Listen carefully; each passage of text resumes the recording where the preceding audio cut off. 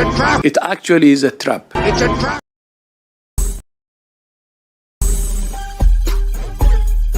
Who taught you how to do this stuff? You, all right? I learned it by watching you.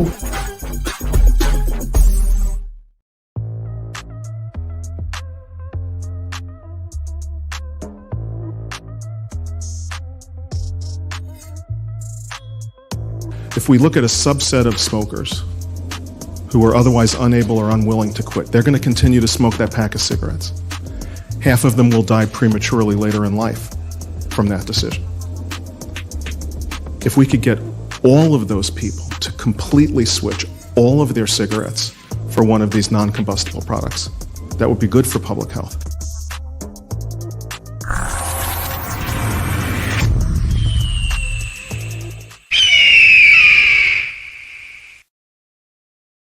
Howdy doody, and welcome to the show. Hello.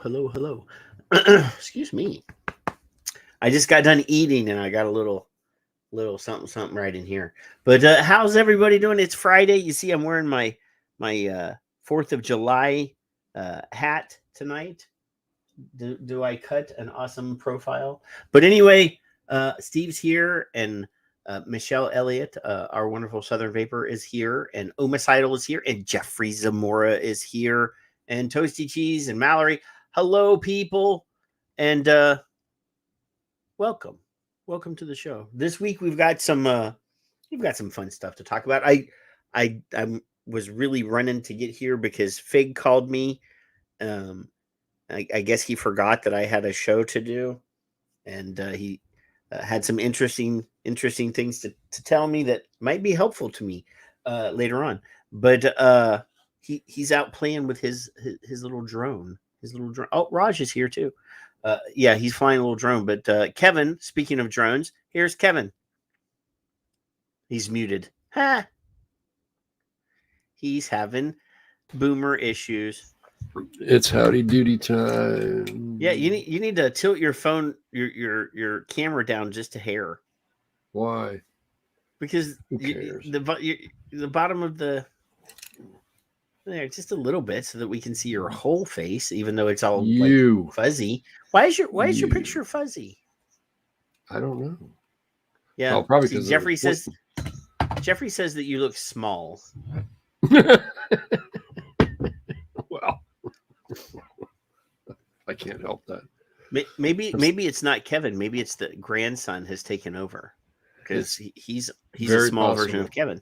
Yeah, it's very, very possible. So how in the HE double hockey sticks are you? Well, I'm very sore. I don't like you still, and why are you sore? I'm not a plumber. That's why, because I was crawling up under the sink for 2 hours. So there you go. What were you doing crawling under the what way? Why? I had to replace it. It was time. And I don't like doing shit like that because I'm not any good at it. So, Kevin, I actually broke a rule this week. Good. I broke a rule. It says that Steve says that your camera is focusing on the wall behind you and not you, because the wall is sharp and you're not. I think it's because somebody is stealing your internet. I think somebody you tilted it the wrong way. There's nobody here but Janice and I. Wait, one of your neighbors could be stealing your internet. Yeah, that's true. I guess. See, I'm over here in crystal clear high def, and you're like in like high def 420 by 340 or something. You're in like old school video for some reason. Stop getting lippy. What did you do? What happened? I used the word cunty in a tweet. Cunty. Were you hanging with the Aussie boys? Because those Aussie boys were. It was an Aussie boy who called me a liar because I'm from Texas. Because you're from Texas, you're a liar? Yes, apparently he thinks that makes a lot of sense. Texans are liars. So I'm not even from Texas, just because I live in Texas. But your retort was, and we'll get. I'll show it later. But I did want to prepare. I did want to prepare everyone for the foul language of my tweet. I'm kind of proud of you because it's borderline. It's really inferred, I guess. It actually depends on where you are, whether that's considered foul language or not. I guess, you know, if you're in England or Australia or New Zealand, it's not really a bad word. But hey, listen, we're 7 minutes in. Fuck them. Yeah. Well, yeah, we're past the danger zone now. Cunty. We've beaten the algo again.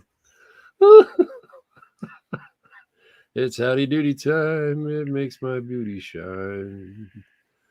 Just take a look at mine. We're gonna actually get good at this live streaming thing one of these days. Sooner or later, it might happen. Yeah, maybe if we'd just stop being cunty, because you know that is the word of the show tonight. Anytime Kevin or I or cunty, you have to. It's a drinking word. You have to take a drink or a vaping word. It's a vaping word. Or take a vape. Yeah, I guess you could try that. Yeah. Yes, Michelle. Don't you just get tired of the dumb shit? It's just you can't. I can't hang. Can't hang. And I don't mean Patrick. No, I'm well hung. Oh, Lord. So if you take the nut and you stick it in the pipe and then you twist it just right and it doesn't connect correctly. Now leak. Was it a faucet that you were installing? Well, I took the faucet off and I decided while I turned around upside down to look at my wife, I said, "Would you just like a whole new goddamn sink? Because this is getting worse. I'm going to break more stuff." So that's why it was easier. We had one of those kitchen faucets that have like it has like a joystick for better word. I mean, I don't really know, but it has one control, and if you go this way, it's velocity, and if you come towards you or away from you, that's hot or cold, right? Oh, wow. So something happened, and this has been it's before the pandemic, and it wouldn't shut off. Like it was drip, drip, drip. So I ordered a replacement, a very similar, newer version of the thing that we already had. So I had to take it out and put it in. Well, the thing is the plumbing for the faucet is behind the sink, and you literally only have this much space between the wall and the back of the sink to work there. So I understand what you're saying, but I did find that if you use the tools that were provided with the faucet, if it's the same brand of faucet that you're replacing, they use the same proprietary tools. Right. I didn't have any. Fixing mine came with a tool like in it, and I cut my finger. Did you cuss? I cussed and I cut my finger, so everything was covered. Your little boo boo. Did mommy kiss it? Make it better. I'll say two things. One, Delta feels like a very cheap joystick. It doesn't do your fancy bullshit, but it's one faucet. Now, you got to go with the Moen. You got to pay for the extra. You got to go for the Moen. I had to pay for the higher priced sink. Well, what really pisses me off though is had I thought about it before I went and bought the new one. Yeah. The Moens have a lifetime warranty. Well, no, I wouldn't have had to spend $200+ on a new faucet had I contacted Moen and said, "Send me a replacement." No. So I screwed that one up. So, but anyway, I was a big boy and I put it in and I cussed a lot while I was doing it. Yeah. And number two, the Delta faucet is I can't find any other word aside from cunty. It's cheap. It feels cheap. It just feels like it doesn't want to be a faucet. It wants to be something else. And I'm not quite sure what it is, but Janice hasn't said a word. She likes it. So. Well, if Mom is happy, then everybody else can be happy. Steve, no FBI or other agents of the federal government have come to my door yet, but she's asked. See, my wife is fully aware of the conspiracy stuff in my head. Yeah. But see, the thing is she actually is scientifically inclined. She's in the medical field, and she's free thinking enough not to always fall in line. She understands that this is actually much safer than smoking, and has been with me at vaping events and went with me to the state capitol to yell at politicians. So even though she doesn't use it, she would sit at, when we would go to a vaping event, she would sit at the booth and sell t-shirts all day, meet people, sell t-shirts. She loved that. Wow, nice. So, people always ask me, she married you? And I'm like, yeah. Well, we all ask that, Patrick. We just don't want to talk about it. She thought I was rich, and then she found out later. But, so this week, Kevin, has been eventful. There's been some things. There's stuff that we, CDC stuff and Brad Rodu stuff. So let me share. Let's share the screen, and we're gonna show you Brad Rodu tobacco truth stuff. No. So this says astounding smoking and vaping statistics in new CDC data, and there's like a chart. There's a chart right here. There's a chart. Yeah, it's chart like. I really don't read charts. I just go over here and read the words because this doesn't really mean much to me. Yeah. I know. So it says here, the U.S. CDC, Centers for Disease Control, just released the full data set from the 2022 National Health Interview Survey, the NHIS. Earlier, the agency published the early release selected estimates based on data from the 2022 National Health Interview Survey. So they gave you some stuff, some partial stuff, but now they're giving you all the stuff, Kevin. Well, yeah. It says here, a document that reflected the CDC's, that is speaking specifically of the early release selected estimates document, a document that reflected the CDC's propensity to cherry pick data in order to portray all forms of tobacco as deadly and evil. The chart at the left shows the prevalence of smoking and vaping among American adults over the years. The survey collected information on vaping from 2014 to 2022. Note that the smoking rate, denoted by the black and gray columns, started at about 16.8%. That's way over here. Right there. This black and gray, 16.8%, right? And has since declined way over here to 11.6 for a drop of about 31%.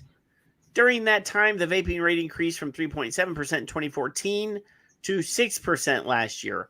One of the more noticeable trends is the increase in vapers who are former smokers, which I will examine in my next blog. Now, let's look at these same statistics, but only for Americans aged 18 to 24. The smoking rate in 2014 was 16.6%, almost identical to that among all Americans. But when something extraordinary happened, smoking dropped a whopping 71% to just 4.8% in 2022. So what he's saying is the smoking age, or the smoking prevalence in people aged 18 to 24, dropped 71% from 2014 to 2022. And that is now just 4.8% in 2022, while vaping increased substantially. So I'm sure somebody's going to say, well, that doesn't mean anything, Kevin. That's just you're interpreting that data the way you want to, so that it makes vaping look good, that more people are switching to vaping, which is healthier. Even the CDC and the FDA and all these groups have all admitted. We know that too, but that they're not happy though, Kevin. They're not happy, no, because they don't like it. No, they don't. They don't like it. So the young adult survey, or the young adult numbers, sync with those I've reported from the National Youth Tobacco Survey, and there's a link for his talk on that. In short, smoking is a vanishing habit among teens and young adults in America. Instead of celebrating this as a public health victory, anti-tobacco crusaders continue to denounce a non-existent vaping crisis.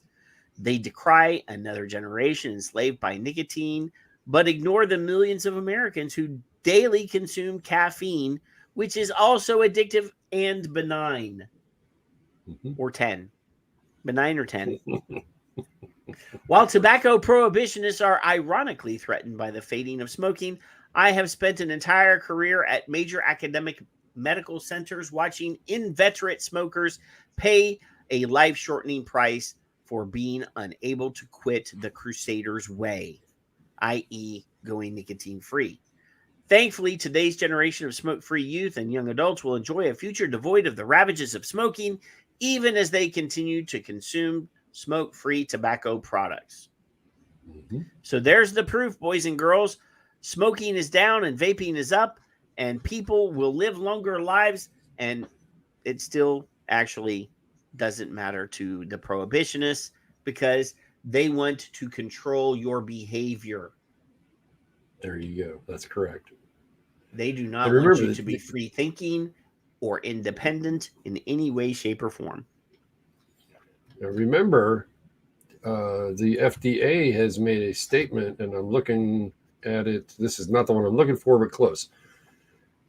November 10th, 22, it said, due to changes in methodology, including differences in survey administration and data collection procedures in recent years, due to the the ability to compare to the ability to compare estimates from 2022 with those from prior NYTS waves is limited. National Youth Tobacco Survey. What they said was we don't want to use those, keep those out of your data. Well, yeah, during the pandemic, we had to change the way we asked the questions. So, so I appreciate we can't. Those years don't count, Kevin. They don't count. Well, it did to Dr. Rodu, didn't it? And that's why I love it. Well, it did in the real world. He said, "I'm doing it anyway." I don't imagine. I mean, Kevin, do you really think that these surveys that they send to schools to conduct, or the ones that they do at home on the computer during the pan thingy? Yeah. Don't get me started. Do you want me to think started? The kids are going to answer the questions differently at home versus at school? Do you think that they're all? Do you think that any survey conducted on high school, junior high, and elementary kids are actually going to be accurate in any way, shape, form? No, zero. I mean, I guarantee you that if they filled out a survey about their sex lives, these junior high and high school kids, all the boys are going to say they're not virgins anymore. And all the girls are going to say they are still virgins. Even the nerdy ones like Kevin would say, I'm sleeping with girls all the time. Here's a suggestion. I think I've said this live before. Find me where. What are the demographics of these surveys? Where are they taken? Are they taken in inner city? Are they taken in suburbs? Are they taken in high risk, low risk areas? Where are those taken? And then when you find that out, let me know, because I can't find it. It's unavailable. It's secret. Nobody can know.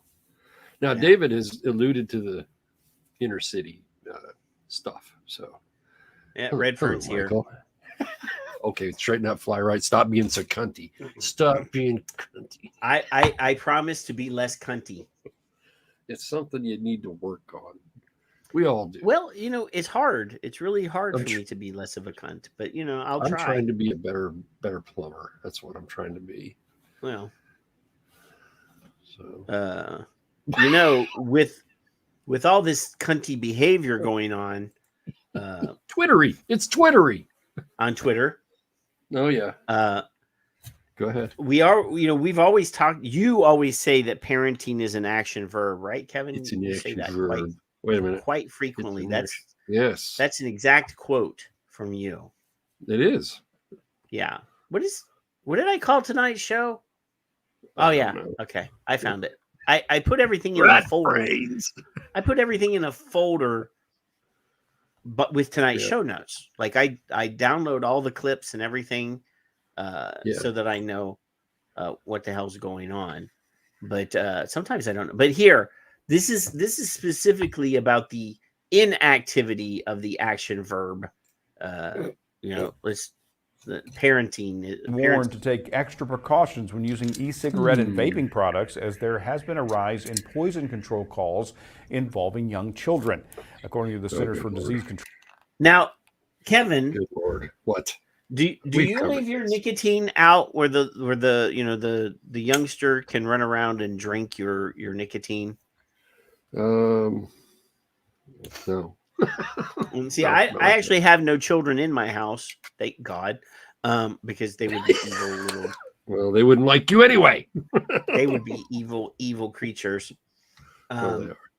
But if there are children that are in the house visiting, I everything that's vaping related is in this room, and the doors are closed.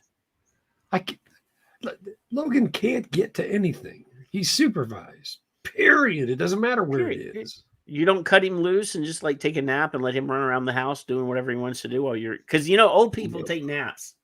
I took a nap tonight. I was actually going to be late. I thought Janice said, "Are you going to do the show?" And I'm like, "Oh fuck, I got to put up with this dumbass." All right, fine, I'll wake up. That's all right. Yep. So let's continue. The number of poisoning cases related to e-cigarettes increased 32% from April of 2022 to March of 2023, with the majority of those among children 5 or younger. Now, Kevin, it's been a while since I've done this, but while this story is playing, I'm going to go over here and I'm going to type in poison control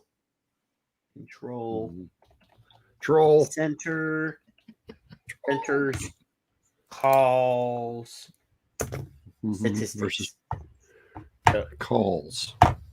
So let me look here. The last data that's reported is 2021 on this thingy. Let me pull up this report. Let me see if Jake's got something. Does it tell you what they are? I just want to scroll through this list. Okay, it does actually have a list here. So let's see. I'm gonna pause this video for just a second. I'm gonna go to share a screen. We're gonna present another screen here. It's really gonna be confusing. There's gonna be lots of things open on my computer there. All right. So this is from poison.org, the National Capital Poison. So, all right, this is the numbers. So there's a bunch of stuff here about human exposures, animal exposures, confirmed non-exposures, drug ID, blah, blah, blah. So we scroll down here. Then these are intentional and unintentional. We don't want that, but we want to go to substance and category. Mm-hmm. So the number one thing here in this substance category of, what is this? This is what are the most common substances implicated in poison exposures? So cosmetics and personal products, Kevin. 95,000 calls. Toothpaste was one of the ones that was really high up on the years there. Cleaning substances, analgesics, that's pain medicine. That's, dietary supplements, foreign bodies. I shoved a Hot Wheel up my nose. Vitamins, antihistamines, topical plants, pesticides. All right, we're still scroll down here. Let's see what. So analgesics, these are medicines. These are all the drug. I think these are mostly drug. Okay. So analgesics, sedative, hypnotics, antipsychotics, antidepressants, cardiovascular drugs, cleaning substances, alcohols, anticonvulsants, antihistamines, stimulants, and street drugs. That's even super low. Look at that. Only 40,000. Pesticides. So we'll scroll down even further to this next list. The most serious analgesics, fumes, gases, and vapors. And that's not talking about our vapors. That's talking about weird fogs in your house. Unknown drugs, batteries. Little Timmy shoved a AAA battery up his nose. Cardiovascular. Nowhere on here, Kevin, do I see even listed anywhere on here. Nothing about vapor e-liquid. No. I'm still scrolling down. I don't see the words e-liquid anywhere. There's crystal meth, heroin, cocaine, method. Nowhere. Jimmy got into my crystal meth. You think if it was on the rise and it was an important thing, Kevin, that there would be an actual category, there would be a graph, it would be included on one of these lists. I got a graph, a representation, if you like. I'm sharing it with the Victor share screen. Yeah. And I'm telling you this because Jake Jacobson recently he doesn't seem to be tweeting. This is from February 2021 for transparency and cuntiness.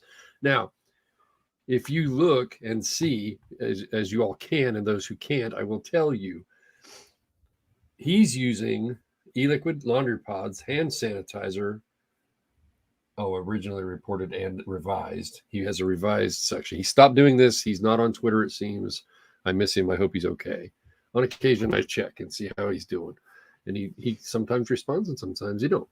So if you can see, where that red and that blue is. Here you go, Kevin.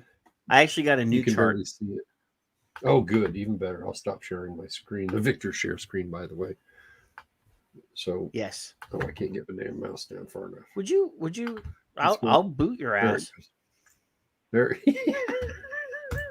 So this is the America's Poison Center's website, and they have they have a whole thing. So this is electronic cigarette and liquid nicotine cases. Mm-hmm. So if we read this, it says poison centers began receiving calls about e-cigarettes and liquid nicotine somewhere around 2011, which coincides with the initial period where these products reached the U.S. market. Not true. I had been vaping a full year before that. These products often contain a greater concentration of nicotine, a stimulant, than other nicotine tobacco products on the market. Some children and toddlers who come into contact with e-liquid or e-cigarette devices or liquid nicotine have become very ill, some even requiring emergency department visits with nausea and vomiting being the most significant symptoms. Nausea and vomiting, Kevin. Yeah. As of June of 2023, poison centers have managed about 3,864 exposure cases about e-cigarette devices, liquid nicotine. And here's your chart from 2013. Somewhere around 1,500 calls. Yep, then that's correct. Spiked real big in 2014, and then down to 3783. Yeah, I just spot checked his chart, and it's literal. It's exactly what I expected. And as you saw, down the here, with the hand sanitizer. You say they're on the rise, Kevin, in that video. They say they're on the rise, but look here. Last year in 2022, there was close to 6,800. It's almost to the 7,000 line, right? And in 2023, we're less than $4,000. I know that's only halfway through the year, but you know what I'm saying? You know what I'm saying? So, yeah. It's all in the wording. Calls. Well, it's because it's an epidemic, Kevin. There's a nicotine epidemic. Yeah. Let's do this. Let's finish this video. In children can cause vomiting, dizziness, and in severe cases, seizures. To prevent these tragedies. Now, I didn't see the word seizures anywhere in this story, Kevin. No. They said nausea and vomiting. Well, according to somebody. I'll give them dizziness because sometimes nausea and vomiting does cause dizziness. But nowhere on here it says the most significant symptoms is nausea and vomiting. Right there on the America's Poison Center's website. That's correct. Now they're just trying to scare people with seizures. Seizures. And look at that cartridge right there, Kevin.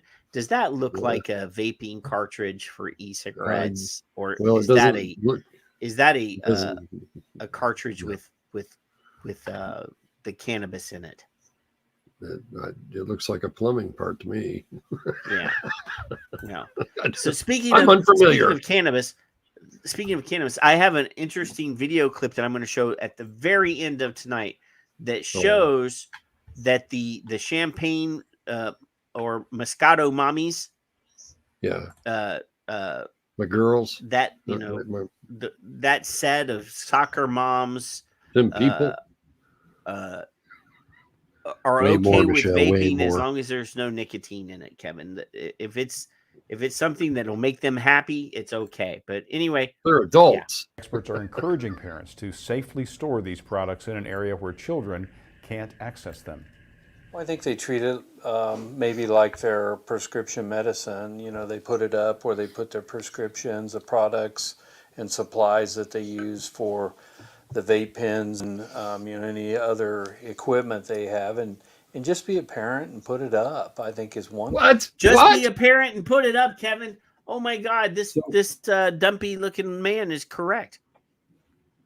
Parenting is an action verb. Look at that. Yeah. Huh. I'm surprised. So I was right. I'm surprised. You're surprised that I was he's- right? Like he's actually nobody has said, none of these newscasters have said, oh my God, we need to remove these things from the market. They've been responsible and say, look, put your shit away, be responsible. And I believe that's fine.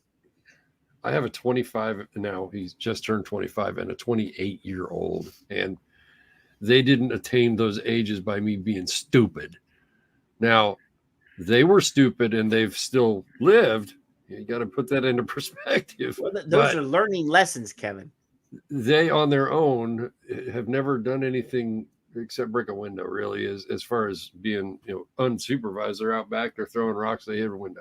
That's one of the biggest things that I can think of between 0 and 18. None of them ever touched my cigarettes, neither. And well, no child, any child that I've been around all my life has ever touched my lighter or cigarettes. They knew better. You just knew better. And then poof, they lived. So there you go. I blew into an ashtray about 2 years old. I ended up in the hospital, taken to the hospital. Was that a smoking related illness? Because I got ashes in my eyes, but I was 2. Oh, okay. Yeah, well. Yeah, I blew into the ashtray and, they said, well, what'd you do that for, you dumbass? And then they took me to Burbank and then they, did whatever they did. And I went home. Shit, my parents would have just washed my face off with some water and say, walk it off, boy, rub some dirt in it. I don't think it was as serious. I probably made it more serious. Officials recommend parents teach their children about the dangers of using these products, as certain e-liquid items can mimic kid-friendly foods such as cereal and candy. Mm-hmm. Cereal and candy, Kevin. Oh, by golly. I never eat a bowl of cereal at night, ever, never. But see, the thing is, I'm really concerned because these experts are now claiming that that we have rat brains. So these kids are never they're never gonna learn anything because they got the brain of a rodent. Well, how if Not they that have I the would brain of the ever rodent? not that I would ever demean rodents, Phil. Oh, but, we love. So how if their brain isn't developed, can they outsmart all these freaking adults? Huh? And how? I mean, if they've apparently got the brain of a rat, can they outsmart an adult unless Then why rats don't are they smarter like than cheese? I don't know. Why aren't they But look, addicted to cheese? So this is a Utah State University researcher studies rats to understand the risks of vaping.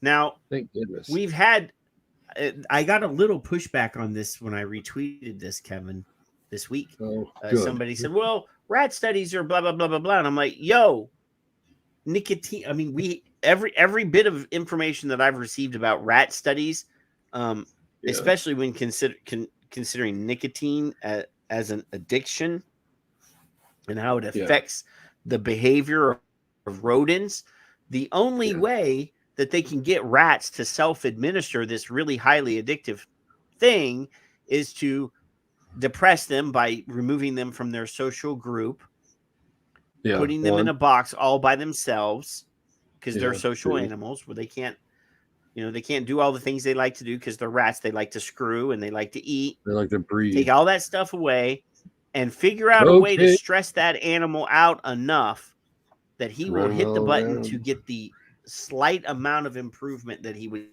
get from the nicotine. Otherwise, rats will, if you put them in the box with other rats and food, they will fuck and eat and not hit that button. Well, So, Jackson Brown anyway. covered the cocaine part. So,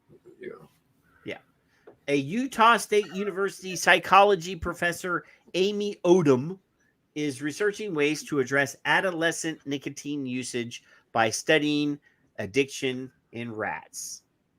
Dr. Odom Well, said rats share a lot of common neurobiology with humans, and their brain structures and neuron systems are very similar to people. So, again, structurally, all creatures have very similar brains. The way that a brain works is the way that a brain works. Obviously, our brain has the capacity for more than other animals because we have the ability to think for ourselves, problem solve, do things. Other animals can problem solve too. Don't get me wrong. Some of the primates can even use tools. So, but anyway, it says here with something that's pretty basic like addiction, so she's saying that addiction is very simple. It's basic, Kevin. That addiction is basic. Now, if addiction was basic, we wouldn't have addicts because it's so simple that we can solve that very easily. Absolutely. If that's the case. Right. So with something that's pretty basic like addiction, which has a strong biological and genetic component, we are able to tap into those common systems, Dr. Odom explained, and that's why rats are used a lot. She said a goal to prevent and treat nicotine addiction in people might be discovered if research determines what makes rats voluntarily inhale nicotine. I just told you. Voluntarily. We already know they won't hit the button unless you stress them out, make them depressed by removing them from their social group. If it's a boy rat, you separate him from his girl rat so he doesn't got anybody to screw. And you have something better to do. You'll make him sad enough that he will reach over there and hit the button because he's bored. That's the only thing that you've left him.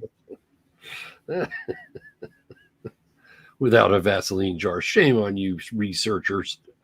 There are a lot of questions that remain, she said. One of them is, what are the changes in gene expression, for example, that happen when you use nicotine, and how does that change your experience of the world around you and your vulnerability to addiction with other substances, for example?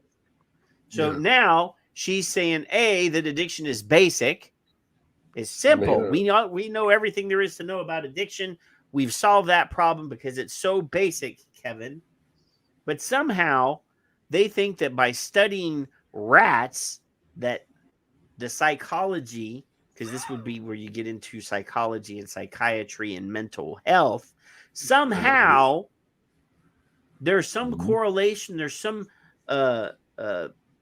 similarity that humans and rat brains are so similar that psychology, which is a big, huge factor in addiction, it's the same in rats and in people, Kevin. If we can figure out what makes rats do something, we can figure out why people do something. I don't know why they don't just talk to the rats. I don't know. I mean, seriously, they should just put a little couch in there and get a little rat psychiatrist, put him in there, and give him a little notepad and have him go, tell me about yourself. Why do you think that? You feel? Share with me what makes Good, you Michael. think that. I got the pregnant mouse researcher mad at me. Did you challenge their position? Now, she says, as vaping was becoming a growing health crisis, she had 3 teens at home, and she wanted them to understand the risks of nicotine. There's a lot of evidence that nicotine actually damages, just nicotine, not even the constituents of cigarettes or e-cigarettes, but just nicotine alone produces damage to the cardiovascular system. Wrong. So, boys and girls, we actually have a brand new study that was released this week that actually refutes that exact comment. We'll talk about that later in the show. This is just foreshadowing. Is it a rat study? It is not a rat study. It is a human study. All right. Okay. All right. That's good because there's a few humans. Yeah. So look, Dr. Odom's research is supported by a grant from the National Institute of Drug Abuse, and she has joined by undergraduate researchers Kiernan Callister, Preston Alden, Lucy Scribner, plus Brenna Gomer and Mariah Willis Moore from psychology, and Abby Benninghoff from animal, dairy, and veterinary science. So they needed a rat rambler, a wrangler. So That sounds credible. Abby is the rat wrangler for this study. You got rats? I got rats. There's rats. There you go. Here's some rats. They'll do exactly what you want them to do. Yeah. Except the part where you gotta, Michael, triple dose. Yeah. Yeah. And hold them down. You have to hold their little necks down to do shit. I'm offended that they think that that addiction is basic.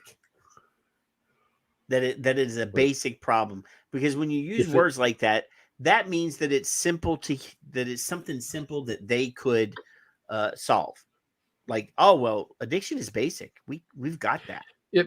If addiction were basic, it wouldn't wouldn't we be living in a different world completely? Everybody. If it was such a simple thing, Kevin, there would be no drug addiction anymore. There would be no nicotine addiction anymore. There would be no coffee addicts like me. Hey, watch your mouth. Watch your mouth. We would all be happy, normally adjusted people instead of the maladjusted, knuckleheads that we are. The only maladjusted knuckleheads are the researchers and the scientists who can't figure out how to do research and science. I don't blame all researchers in science, just the ones that have an agenda. And correct. She hasn't even conducted the study yet. And she's already making invalid claims about nicotine that are unscientific and not based on any credible shit. We're more credible than most of the things we've read over the past 3 or 4 years. I've been fucking around with you. Yeah, big. It's just silly to me, Kevin. How can I'll use the word, how can I, some dumbass in Ohio who can't plumb his own fucking sink, dissect basic stupidity and then ask Phil, Juka, those people that are way, Alan, and sometimes you, Patrick, way smarter than me most of the time, to explain it to me either way, and then I go, well, yeah, you're full of shit. You're just full of shit. You're just full of poop. Full of poop, Kevin. Very, very cunt-like. Cunty. Very cunty. Cunty, I apologize. Yeah.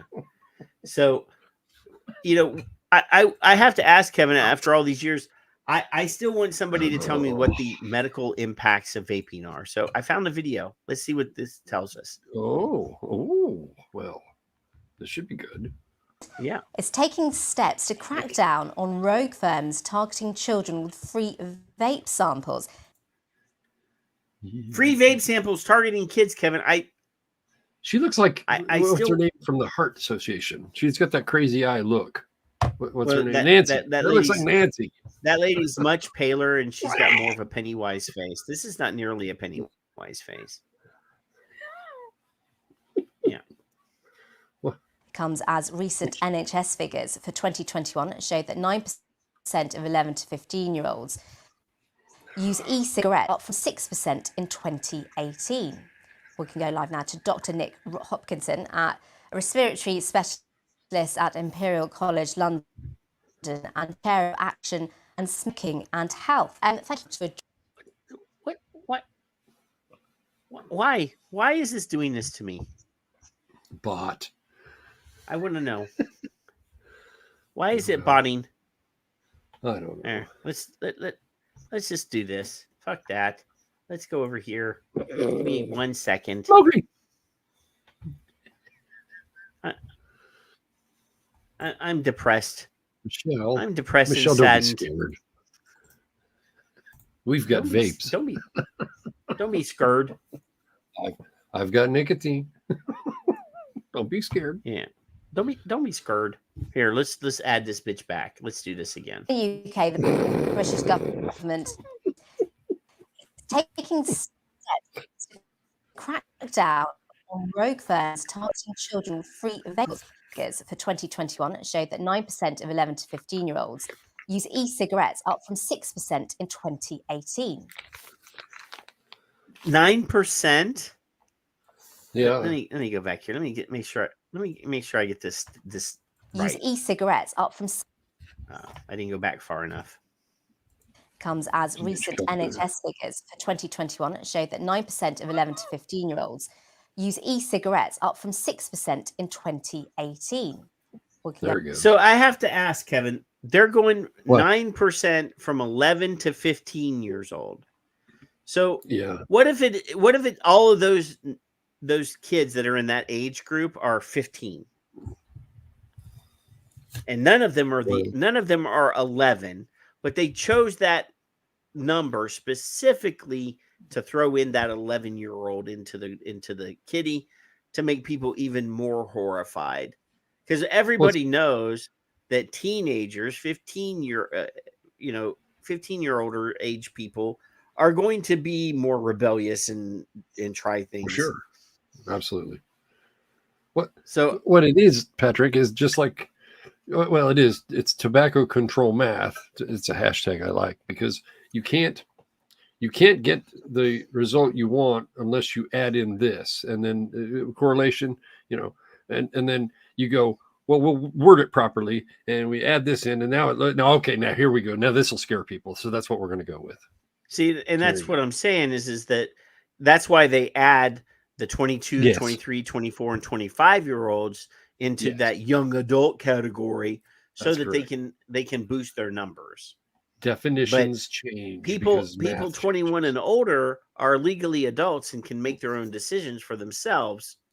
Well, allegedly. And yes. and then suddenly they got a neuroscientist to come out and say, well, human brain doesn't stop developing until they're 25. Just to infantilize those 21, 22, 23, 24, and 25-year-olds to say, oh, well, your brain is not developed, so you don't have to be responsible for your choices.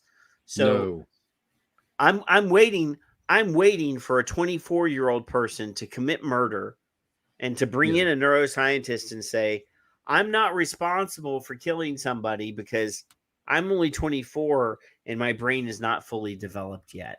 I'm waiting for that, because I guarantee you at some point somebody's going to try that defense and say, oh, well, you keep telling me I'm not an adult because my brain is not fully developed, so I'm not responsible for killing that school bus full of kids. Well, we're going to find out how reliable those studies are eventually, aren't we? One of these days. Go live now to Dr. Nick Hopkinson, a respiratory specialist at Imperial College London and chair of Action and Smoking and Health. Thank you very much for joining us. Is that a worrying, concerning figure that percentage has gone up in terms of usage? Yes, no, it is. It is definitely a cause for concern. We know very clearly that vaping is much less harmful than smoking, and that. Oh, at least he's willing to admit that. I mean, this is an Ash guy, so they're the Ash UK guys, not the Ash America guys. Because now, Patrick, something difference. I've noticed over the years that most of, not all, of course, you got to use that caveat. Most of the people in the UK are scrutinized a little differently, and if you lie, you're going to get screwed normally. For people who smoke, switching across to vaping is one of the most effective ways to quit the habit. But at the same time as trying to make sure that vaping is something that's available to smokers, we need to really deal with this issue of young people, being able to access vaping and finding it appealing and taking it up. Why is it more concerning that teenagers are vaping compared to adults? Because there is a discrepancy in terms of how it impacts the body. Yeah, well, I think most adults who are doing it are doing it in order to quit smoking, and that's definitely a good thing. In young people, I think there is a concern that as the lungs are growing, that lungs need to breathe clean air, and if instead they're inhaling the material from e-cigarettes, even if it is, as I've said, much less harmful than smoking, it still will be causing some harms or maybe setting them up for lung problems in the future. And in terms of the impact it has on the... So even though they've proven no lung harms at all, long term with vaping, he's still, he's couching his commentary there to be very careful. Yeah. Hey, you're in Texas, right? Did you smoke any of the Canadian wildfire smoke? Because I had like 5 packs of that shit. It was pretty good. No, I'm way too far away from Canada. I'm very close to Mexico though, and we actually get all sorts of air pollution from them on a regular basis. I won't park my car outside because there are times that I go outside. My car is pearlescent white, like it is white, and there have been times where I've been out in the world and parked in a parking lot to go into the store, and I come out and my car is gray. So yes. But they didn't sign the Kyoto Accords. They don't care, about their air pollution. No. But some reason, like, everybody cares about our air pollution, but whatever. Well, body, and we hear, as you were saying, there's lots of positives about vaping, particularly if people are trying to stop smoking, but there is impact on our bodies if we continue to vape for prolonged periods of time. What? How is she making that claim? We don't know, Kevin. We don't know what the long-term effects of vaping are.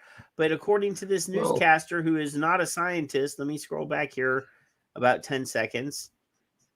Yeah. And let's see. And we hear, as you were saying, there's lots of positives about vaping, particularly if people are trying to stop smoking. But there is impact on our bodies if we continue to vape for prolonged periods of time. How can she make that comment, Kevin? Well, because she can say anything she wants, Patrick. But I mean, all of the assholes that are anti-vaping, the prohibitionists, they're out there saying we don't know what the long-term effects are, but yet this newscaster with no credentials at all can say, well, we know there's long-term. See?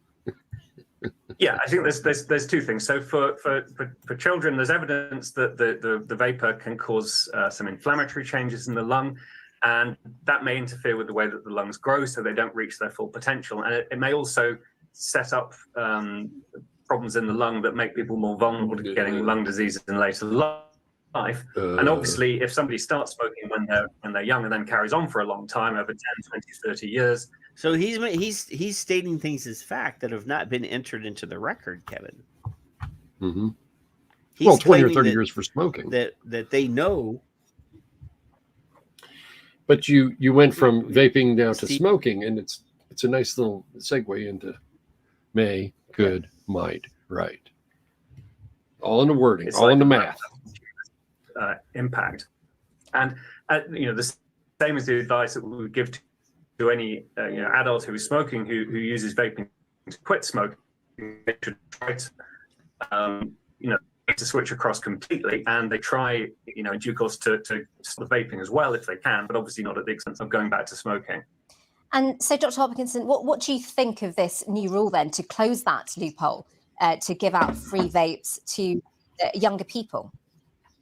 I think it's important that this loophole is closed, and in fact, some backbench amendments to the Health and Social Care Bill in 2021, supported by Action on Smoking and Health, would have done this. There was support to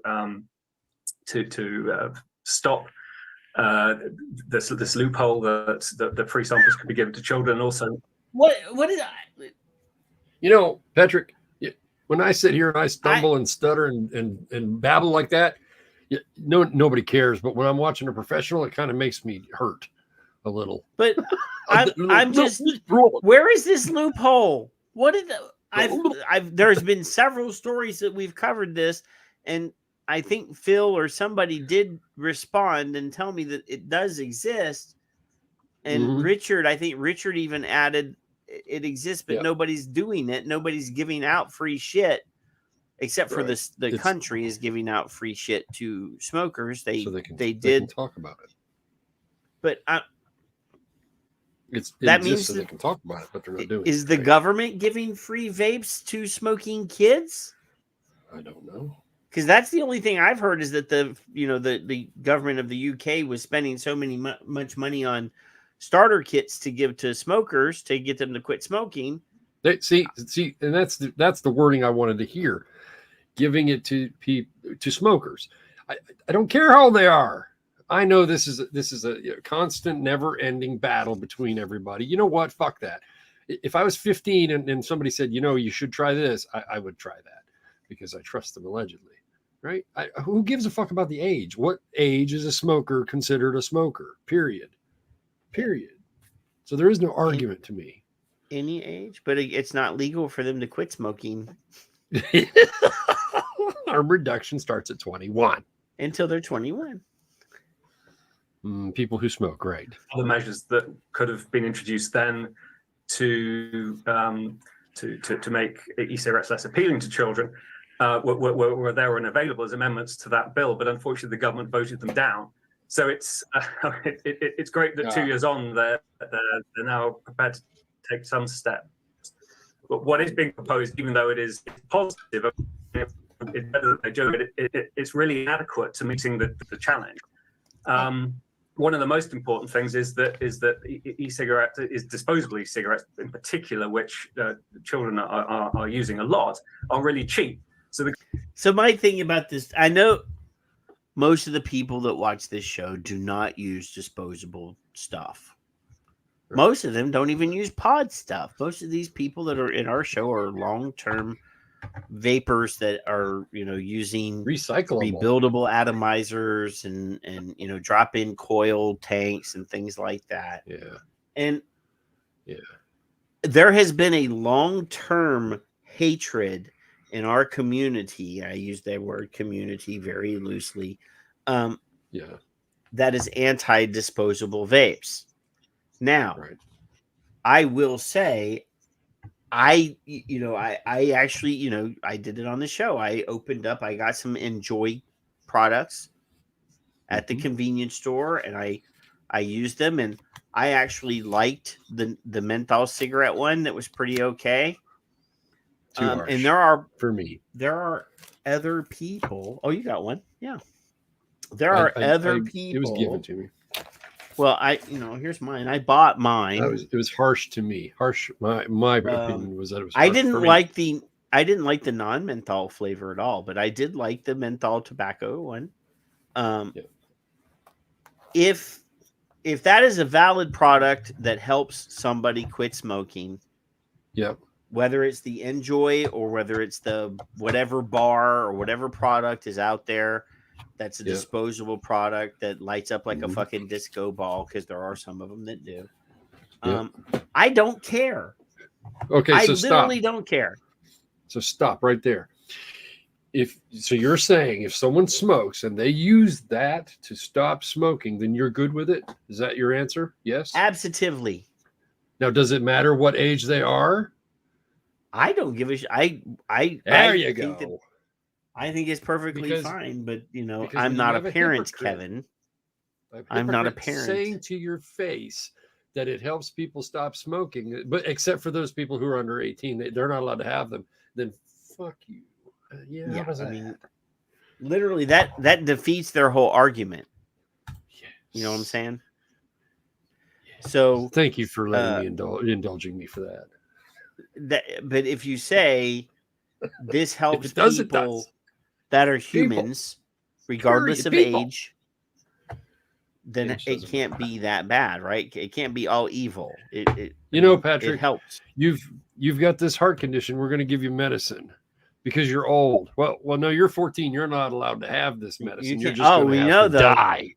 Now, this is the hypocrisy of and I work in the healthcare system, and I make a good living doing it. So, yes, sir. Years ago, speaking of, here's a medicine. My wife had a skin condition, and she went to a skin doctor, a dermatologist. The dermatologist prescribed her a topical cream to put on her face to help her with her problem. We went to the pharmacy, and handed the prescription and her insurance card to them. And they took the information, gave us back the insurance card, and we went off to go for them to fill the prescription. And then when we came back to pick it up, they said that will be $600 for this tube of topical cream. And I said, what the fuck are you talking about? You have the insurance information. And she said, yes, we have her insurance here, but this medicine is usually used by teenagers that have the same skin condition that your wife has. And her insurance says that since that medicine is for a teenager, they're not going to pay for it. So my wife then had to go back to the dermatologist to get a different prescription for a pill called Accutane, Accutane. Look it up.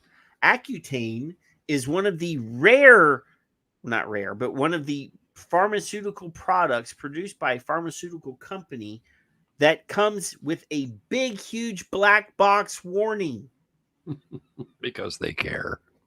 And you have to sign a pledge while taking this pill that you will 100% of the time use 2 different forms of birth control, because that pill has a 100% chance of causing a birth defect.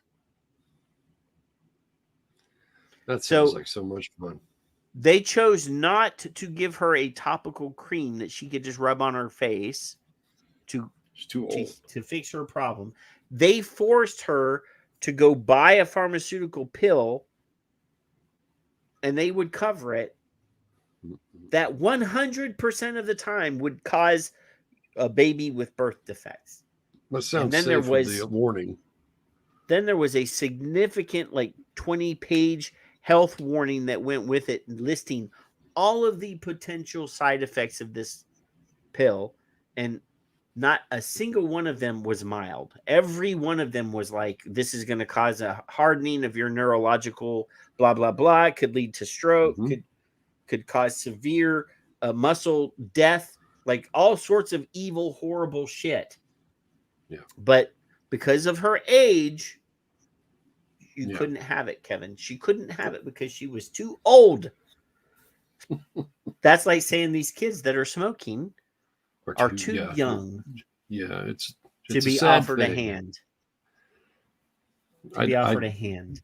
4,000 times we've gone round and round with this on Twitter, on Facebook, and you and Fig and I understand. We don't want anybody to vape or smoke. Fuck off. They're gonna live in reality for 5 minutes. Yeah. Not in an office with an I love you. Introduce a £5 excise tax on disposable vapes right now, and that would mean that they weren't available for pocket money prices, and would also mean that as a good that had an excise tax on it. Pocket money prices, Kevin. It doesn't. It's bullshit. It's all bullshit. Every bit of that. I think you and I, over the time that we've been on this show, have pretty much debunked the idea that kids. I've had things out of my holster, yes. Don't give a shit about pocket money. No. Kids will go to mommy and daddy, who will say, "Mommy, can I have $5 extra? Sure, here's $5. In the UK, it would be mummy.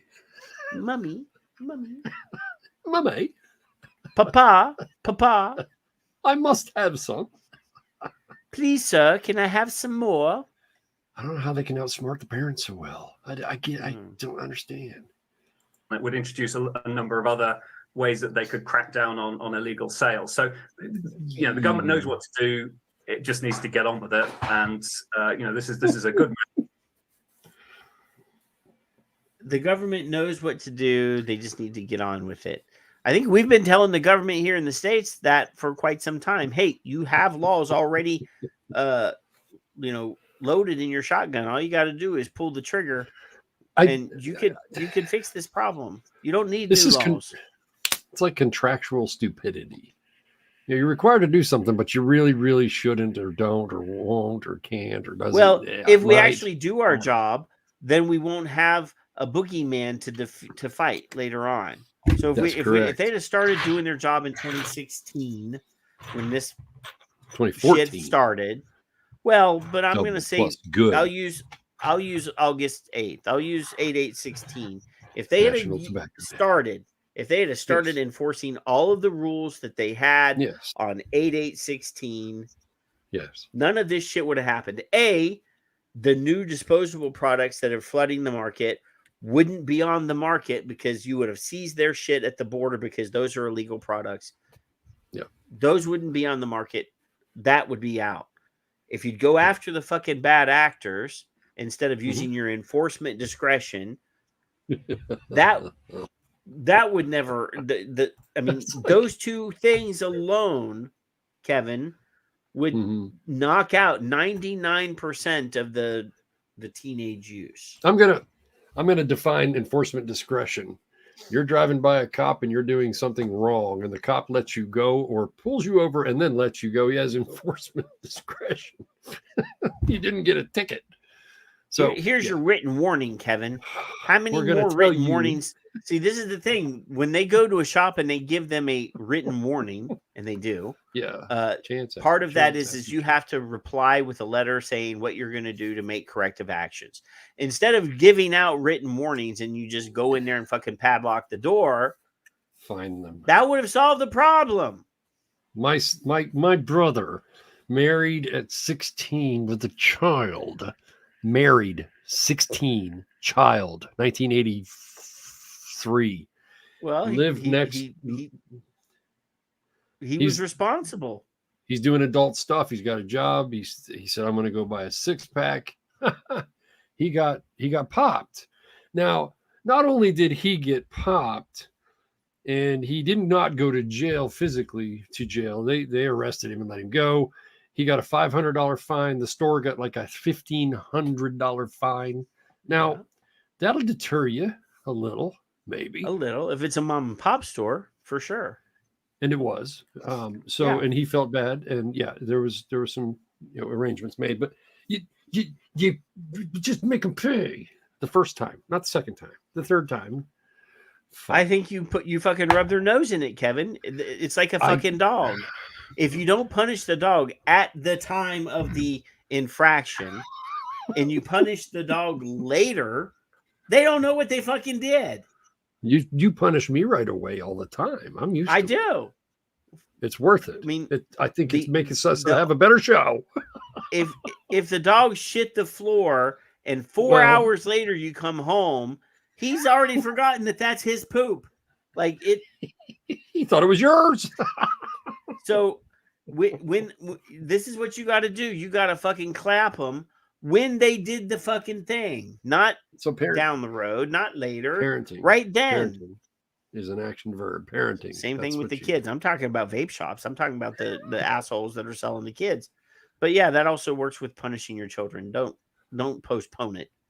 Do it right now. Measure, but it's only a small thing, and they need to do the serious business that needs to be done to crack down on youth vaping. Okay, Dr. Hopkinson, thank you very much for joining us. And if you're at home, you're interested in this story, you can read more.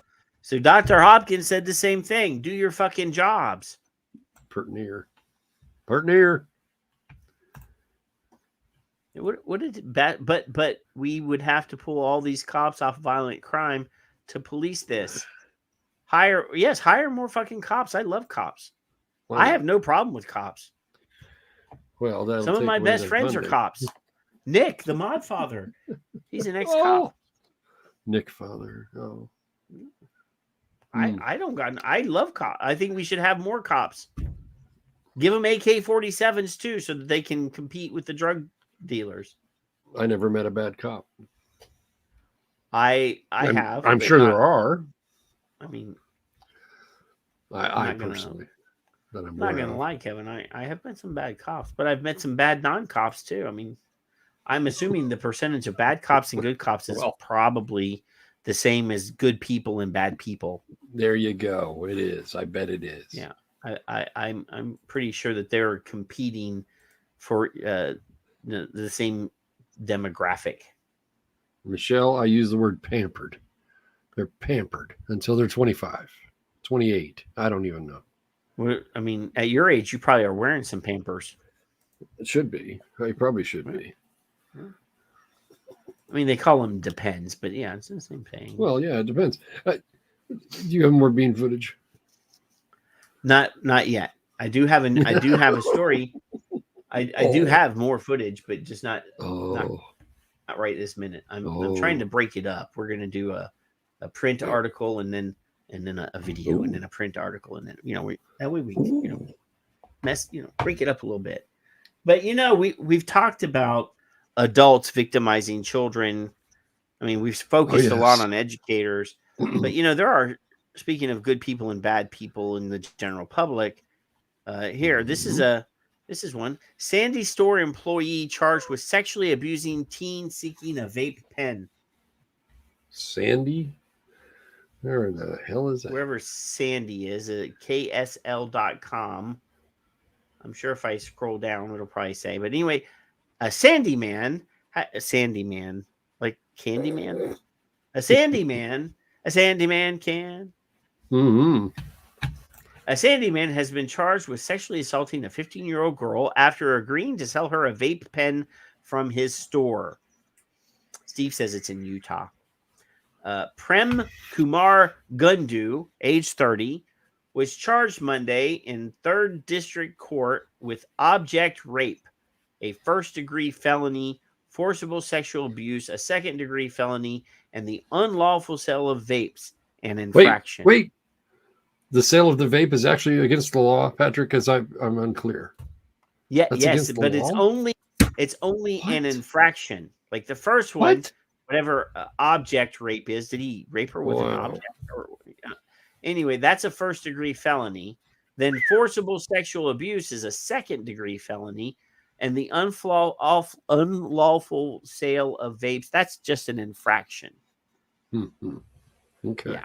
So the investigation began in January when a 15-year-old girl went to a tobacco store near the 9900 South and 700 East to buy a nicotine vape. At least Gundu agreed to sell the teen e-cigarettes, even though she was too young to do so, but told her that she needed to go in the back of the store to complete the transaction where they won't be on camera, according to charging documents. The girl told police that in the back room, Gundu inappropriately touched her, then gave her the vape pen, the charges allege. The teen told her boyfriend, who was outside, what had happened, and he confronted Gundu. Gundu gave the couple a bunch of vapes and told them not to contact law enforcement, according to the charges. The girl, however, accepted the bunch of vapes and still went to the police. However, told her mom what had happened when she got home. The mother contacted the police, who questioned Gundu. He told police at first that he was seduced by the teen, but after changing his story multiple times, he admitted to inappropriately touching her and then giving her 4 vape pens. Gundu was initially arrested in January. A new warrant was issued for his arrest on Monday. And then there's a story about a body found in a canal. So, here's the thing, parents. You really should be talking to your children's about and several of these stories where girls were sending, pictures of themselves, people luring children into vans to have sexual relations with them for vape pens. Boys and girls. So yeah, parents need to do a better job of doing their job, parenting their children's, Kevin. And also like putting the fear of God into those children and saying, because my mama told me to get the fuck out of the house and stay out of the house until the street lights come on. But as an addendum to that, she would say, and don't do anything that would embarrass me. And don't make me come find you. That too. But yes, I mean, go out. Don't come out until the street lights are come on. And don't embarrass me. Stupid. Yeah, make good choices. And I knew that if I showed my ass, if I did something out in the world that would come back to my mama, I was going to get my ass beat. And part of that would be being stupid enough to get into a car with an adult that I don't know. Yeah. But these kids today, they got no fear of the world that they're in. They think that they rule the world, that nothing bad ever can happen to them.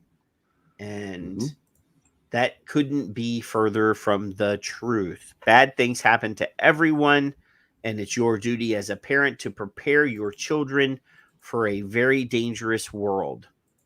Yes. So, yeah. Here, speaking of bad adults or bad older people than children, here's one for you, Kevin. Welcome back to Today.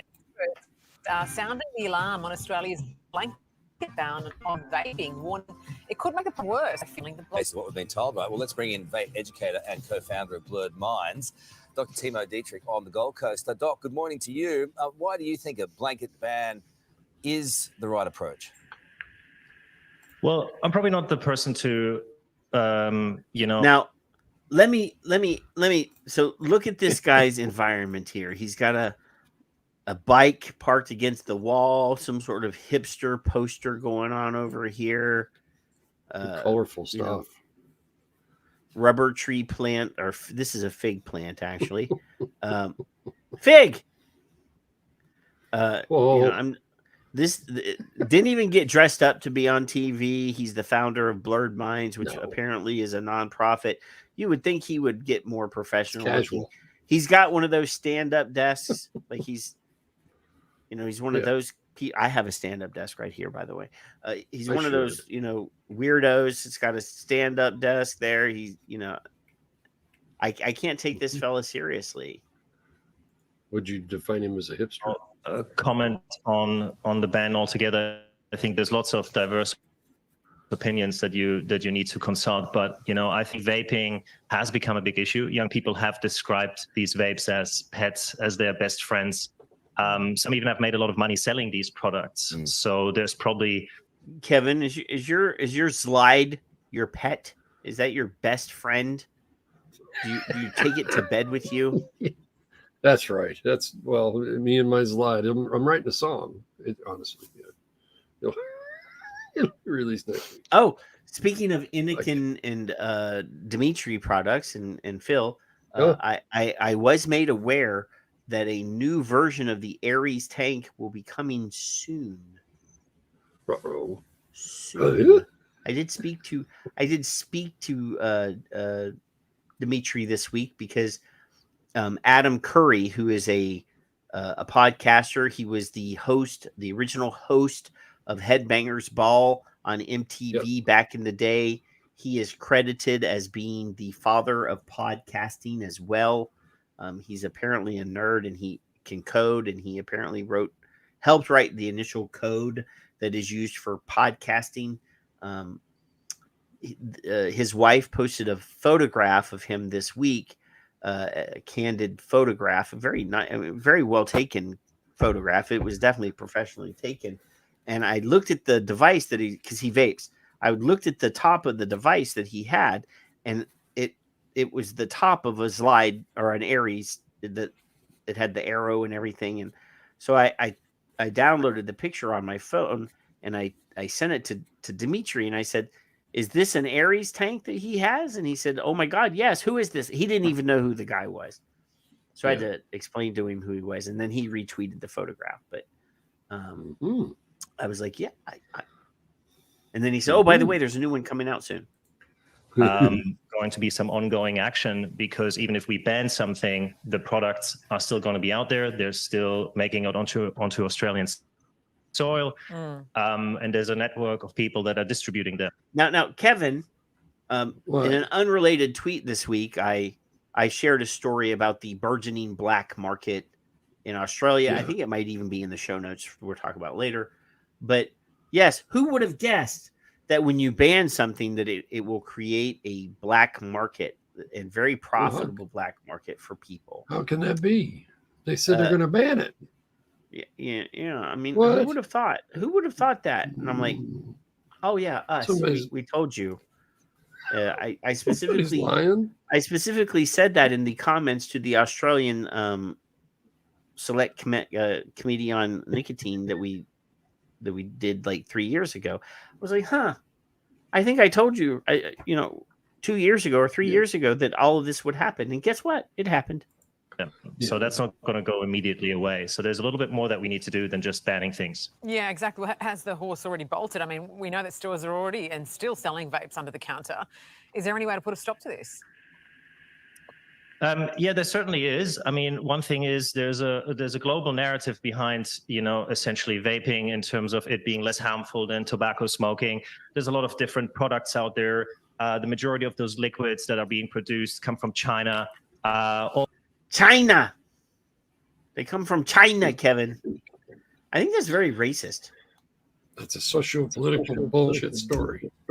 I mean, all of these people, if none of these leftist people, I'm going to get political for a minute, would say a negative thing about China until they're talking about this.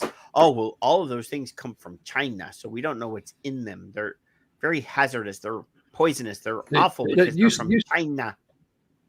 That used to be a scary thing, right? I don't think I would be afraid. I think I'm very confident in any of the product. I mean, every fucking product that we get, except for the e-liquid in the States, is made in China. If I was afraid of hardware or quality of the workmanship and the devices, I would buy American products. Oh, there aren't any. Oh, this. Well, Patrick, I challenge you and anyone else to walk into a Walmart and find something made in the USA and tell me what the ratio is on the 25 things you look at. So I will digress for a minute. There was a news story. You remember there was a show called 60 Minutes, Kevin? You remember 60 Minutes? So years ago, 60 Minutes did a thing. They said they found a random American family, and they said, "Hey, we're going to make a deal with you. We will give you as much money as you need. We're going to take every product out of your house that was not made in America, and we will buy any product that you find to replace the product that we took out of your house, but it has to be made in America." And it took over a year for this family to find enough, and there are now, and this was 10 years ago. Now, say for example, you wanted to replace your TV, your television. Where are you going to find a TV that's made in America? Well, this is the except when. Oh, you want a cell phone? Where are you going to find a cell phone that is made in America? Appliances, you might be able to find some appliances that are made in America. Due to shipping costs, probably. There's going to be things that they couldn't find a coffee maker that was made in America. So, I mean, obviously, I actually have a blown glass pour over coffee, but that's literally probably the only one made in America that I mean, you're not going to, I don't know that Tesla phone is made in America. Do they have, is there such a thing as a Tesla phone, by the way? I don't know. Bun coffee. I'm partial to those. They're not made in America.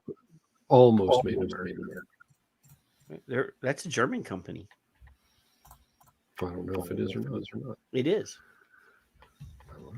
It's a coffee thing. Kevin, years and years and years of experience. I have like 8 coffee machines in my kitchen. So yeah. No. French press, pour over. I have one that's like bulk for when people are here that makes 16 cups all at once.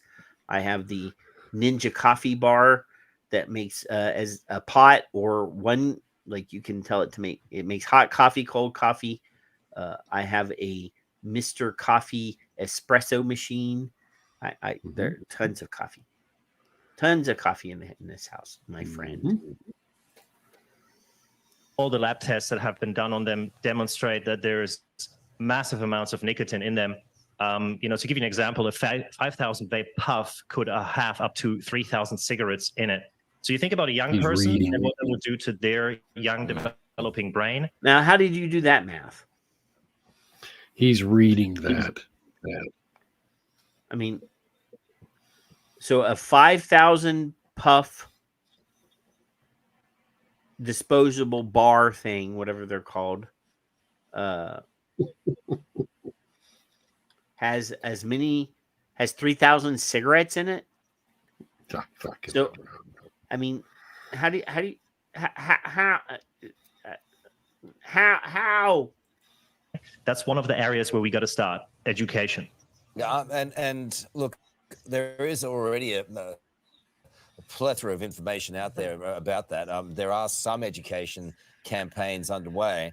What you're saying this morning is it ain't working.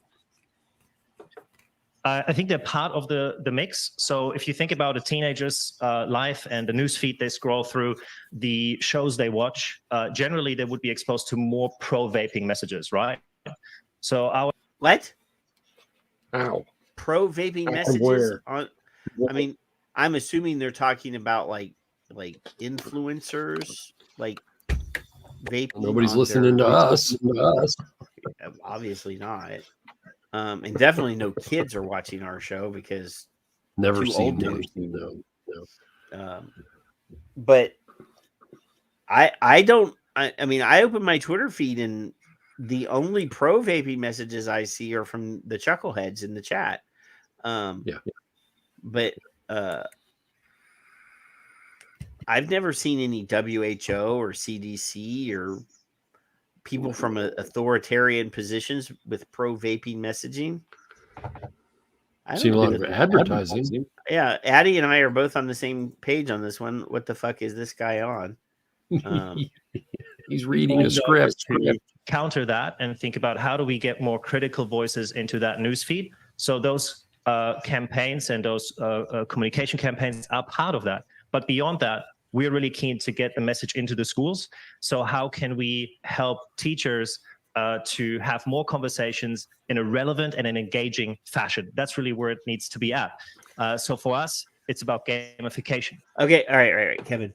So in your life as a young person 100 years ago when you were a young person, would you have accepted an informative discussion from your school teacher telling you about this vaping thing, or would you have listened to your parents more on this? Personally, neither. But parents, if I had to choose. I mean, if I'm going to piss somebody off, it's going to be the teacher. I'm not pissing my mama off because mama beat my ass. The teacher ain't going to beat my ass. But if my mama and my parents were not stupid. I mean, they knew that I was smoking. They knew I was stealing their cigarettes. And they said, well, we did it as kids. So, let him work through his own shit. I think that's probably what they did. I mean, they can't possibly have not realized that I was stealing from their cigarettes. I think you should call her and let her know. Well, no, she knows. She definitely knows now. I've told the story. So we built games I even told her that the one time she beat my brother almost senseless for stealing $20 out of her wallet and embarrassing the shit out of her at the grocery store when she thought she had $20 in her wallet and she didn't have $20 in her wallet. I even told her 20 years later, I was the one that did that. I waited for her to cool off. I waited 20 years. Where it needs to be at. So for us, it's about gamification. So we build games like the Vape Investigator or a virtual house party, where you can basically, as the teacher, be the facilitator to have more relevant conversations and then shift some of these minds so that they don't even start vaping in the first place. Perhaps for parents, it's about stuff. So obviously in Australia, youth vaping is way up, right? And we talked about that virtual house party app like 8 months ago when I first heard about it, and we showed some of the video from that game on this show. Apparently, that shit ain't working either, dumbass. Gamification. Let me ask you something else, Patrick. I don't have too many, but I have a couple people that are in the teaching field. Do you think that the teachers, at least in our country, need to have any of this bullshit as curriculum? No, they don't. They already have a hard time sticking to the curriculum that they have, Kevin. I mean, they would rather spend 10 minutes of your history fucking class talking. I'm sorry, I'm going to hurt some feelings here. Talking about genders than teaching the American history. I mean, that's not your business. Job. That's not your it's fucking not their job. job. Teach your kids, teach your students in your school if you're a school teacher. What is on the fucking curriculum? Teach them history, teach them science, teach them math, and let the parents deal with the other stuff that you're not qualified for. Fucking school teacher is not qualified for, that type of stuff, whether it's vaping or gender or political. Don't push your fucking biases on these kids. Let them work it out themselves. That's the whole point. That's how you grow up. You don't mold. I will step off my soapbox now, Kevin. I don't want to lose my channel because I said something bad. Well, yes, Bastard's right. Teach them how to fucking budget. Teach them how to count money. Teach them how to survive. Yeah. The other stuff, that's somebody else's job. That is not your job. Yeah. Starting it at home with their own kids. Yeah. All right, Doc, thanks so much for your insight. Well, meantime, the federal government has begun actioning their plan to introduce a world-first blanket ban on vapes. But our drug advisory group says they aren't on board, with experts arguing it will only make the situation worse and create a black market for the product. To discuss, we're joined by the AMA's Queensland Vice President and GP, Dr. Nick Yim in Harvey. We're getting a twofer on this one, by the way. Yes. I guess. Yeah. So, obviously, this is the part about the black market, specifically focusing on the black market, and why health experts in Australia are saying, no, if you put a blanket ban in place, there won't be any safe products on the market. Harvey Bay. Dr. Yim, good to see you. Why is there disagreement on this plan? Good morning, everyone. So first of all, it's not a ban on vapes. Currently, there are restrictions that we've put in place on vapes on who can actually access them. So it's similar to, say, our opiate medications such as morphine or OxyContin. We want to be prescribing these. Okay. So they're going to put the same restrictions that they put on oxys and they fucking put on other opiates on vaping products.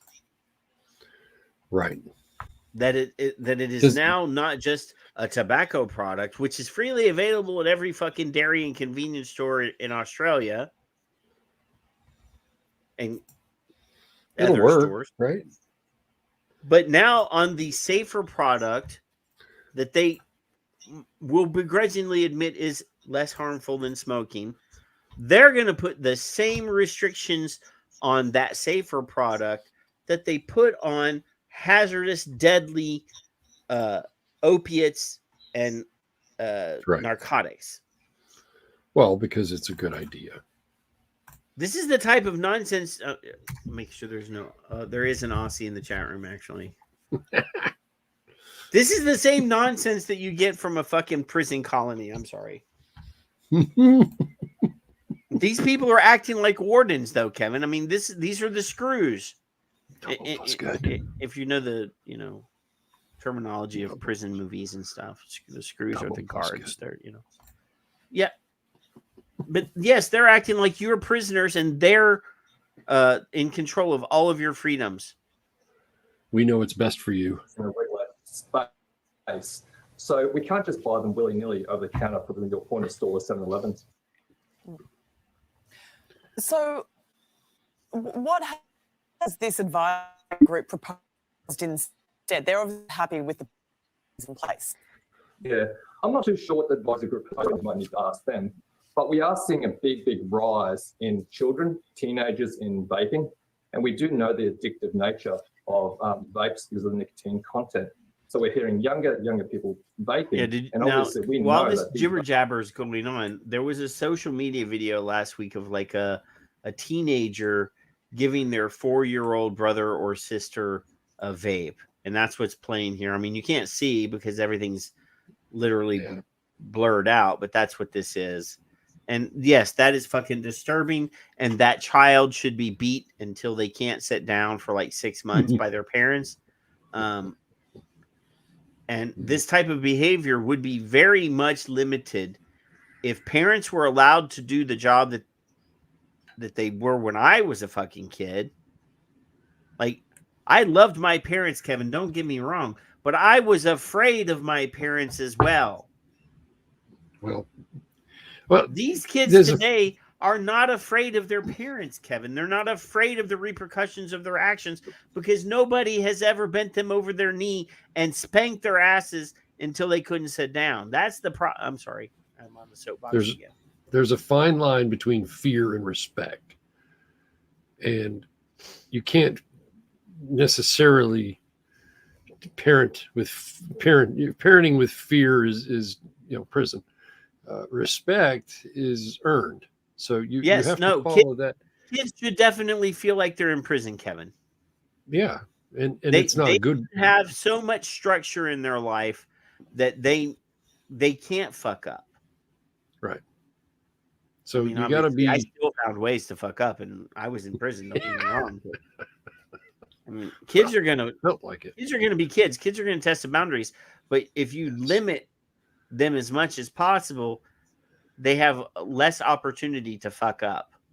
And you talk with them, and you give them the courtesy and space to be able to A, make a mistake, and B, learn from it, and C, have the conversation when it happens, rather than ignore it and watch your cat video. Then parenting is an action verb.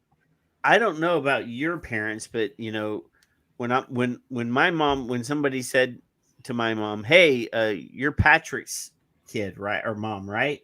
And my mom would go, "Yeah, what did he do this time?"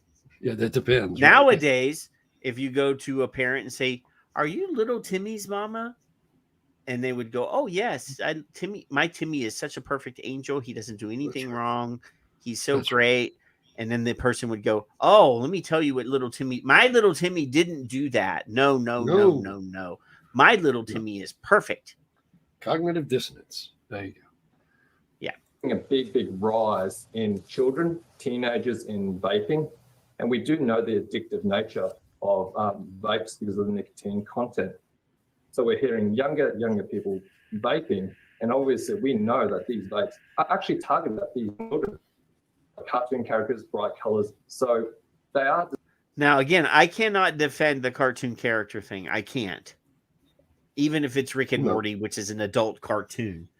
But the having a color, having something that looks cool or looks nice, grown-ups are attracted to attractive things too, Kevin. Well, I cannot. I'm with you. I cannot defend those products produced that way. I can defend, for instance, well, it wouldn't really work on mine, but if I put a little smiley face sticker on here, who gives a fuck? I then produced what I wanted it to be. I personalized it. I got no troubles with technically, that. Kevin. I got no problem. Technically, Kevin, hold up your device again. It's with the clusterfuck band, by the way. It's highlighted with that. Yeah. So yeah, that's a very pink device. So it's extremely pink. In my opinion, that's marketing towards the LGBTQ plus YA. Good. That doesn't. That's not marketing to kids. No, I chose pink because it was available, and I thought, well, what better way to honor Demetrius in his love for pink? That's what we call titty pink, or they call Dimitri pink. I will check out my Twitter in a minute, Raj. I didn't finish this. We still got 2 minutes left of this nonsense. Save the tatas. Designed to help quit smoking, not to take up smoking. Yeah, but look, you can argue also that the tobacco companies are using that as a ruse too. We're hearing a lot of different stories on this. But that video we were playing before, just as you were saying. Okay, I want you to keep in mind that what that guy just said about big tobacco, and this is Australia. Big tobacco in Australia. Just keep that in mind. Mm-hmm. So he's saying that big tobacco is behind everything, by the way. And then there was a 16-year-old boy from Adelaide who was charged after he was caught encouraging a 4-year-old girl in it to vape. Why shouldn't we just ban these things to get them out of the main supply, including those pop-up stores that seem to be everywhere? Because if there is some sort of illegality going on here, they seem to be very easy to access. Yeah, that video was absolutely shocking. We just don't want to see that repeated at all. Now, I will say I never had a younger sibling, Kevin. So but I'm not terribly surprised that this happened because I've seen teenagers doing stupid shit my whole life. You know what makes me years sad? old. It makes After me sad I grew up and stopped being a teenager, I've been witnessing teenagers doing stupid shit for 25 years or whatever. I want to see the video where somebody else was recording this same interaction and beat the shit out of the one that was doing it. That's what I want to see. There's a problem here because there's a third person in the room that's making the video. Who's encouraging it, probably. Yeah. So, you might find out it was the fucking bogan parent of the teenager. Mm-hmm. I'm picking on my bogans. Yeah, drop bears. So that is something where there are some groups in our population that are addicted to cigarette smoking, and maybe vaping that is the only solution for them to reduce and cease smoking. But ultimately, we do want to highly regret it. I think at the end of the day, vapes and their products, they do have a huge amount of toxins and cancer-causing agents. Okay, we want to ask you about another story. Cancer-causing agents, Kevin. It's double speak. Well, it could help people stop smoking, but fuck you. Yeah. That's all I've got to say about that. Tons of cancer-causing agents there, Kevin. I'm here to tell you folks. This is one of those stupid doctors that actually thinks that nicotine causes cancer. Right. Modal verbs and phrases, tobacco control math. Those are the educational things I like to point out for people. Cognitive dissonance. Oh. Selective hearing. What? Yeah. Oh, Phil did send me a tweet, but. Uh-oh. Yeah. Uh-oh. Well, yeah. We'll talk about that. I'll add that in somewhere too, Phil. Thank you. Uh-oh. The rodent has stricken again. I love that. He needs to come on the show. I don't know. I mean, does he speak English? I mean, he's a rat. I don't know. I don't know. Or a hamster or a gerbil, or he's some sort of rodent. I don't know that he can actually speak. Wow. Okay, we're going to do that one. Yeah, we'll talk about that one. Okay. Now, the person in that article is 34, Kevin. Oh my God. Is he considered a human being, an adult, because he's 34? So his brain has fully developed. How can the age of majority, which is, I assume, dictated by our fucking fearless leaders, right? Yeah. Went from 21 to 18 for the voting age. Your decisions are made for your legal adult at 18, except for that, and except for this. Jeremy turned 25. So now he can, because his brain is fully developed, I guess. No, you know what he said? He said, "Jesus, Dad, I'm 25 now. I can rent a car." What is you wrong can't with rent you? a car? You can't rent a car until you're 25? Well, I think you can if you have a credit card and you're over 21. But if you don't have a credit card, I think it's 25. I don't know. Who knows? I rented a car at 20. Insurance. That was 30 years ago. So this is the article that goes along with that talk about the burgeoning, growing, huge, gigantic black market in Australia. So it says here, Australia's world's first blanket ban on vaping without a prescription will make the problem. Now, this is not true. Australia is not the world's first with a blanket ban on vaping. We know for a fact that vaping is illegal in India. They shut down every vape shop in the fucking country. Yeah. We have a friend that lives in Thailand who's been on the show. It's illegal to sell vaping products in that country. And, so this cannot possibly be the world's first blanket ban because India beat y'all to the punch. Yeah. Yeah. I mean, apparently they haven't been as in touch with worldly affairs as Kevin and I. Because we actually interviewed Samrat Chowdhury, and he's from India. Those fucking Indian vapors are like hardcore, Kevin. Like they pull out all the stops. Those are some fighters. I like them guys. Anyway, Australia's world's first blanket ban on vaping without a prescription will make the problem worse, according to experts from the Australian National Advisory Council on Alcohol and Other Drugs, who debated how to warn the health administrator about their misgivings in emails published under Freedom of Information. Private correspondence among members of the government advisory body, which provides confidential advice to the health minister, shows some were alarmed when they learned that the TGA was considering a harsher crackdown on vaping. Health Minister Mark Butler announced in May he would double down on Australia's prescription-only model and rid the country of disposable vapes. The move makes Australia an outlier among similar jurisdictions in New Zealand, Europe, North America, where vapes can typically be purchased like cigarettes. Yeah. Singapore, the capital of Australia. That's true. Do not travel into Singapore with any expensive devices because when they search your bag, and they will confiscate your device. And if you give them too much guff, they'll just throw your ass in a Singaporean jail, and those are not pretty. And they'll rob you while they're doing it. Well, and then when you get into the jail, you will be pressured into other things.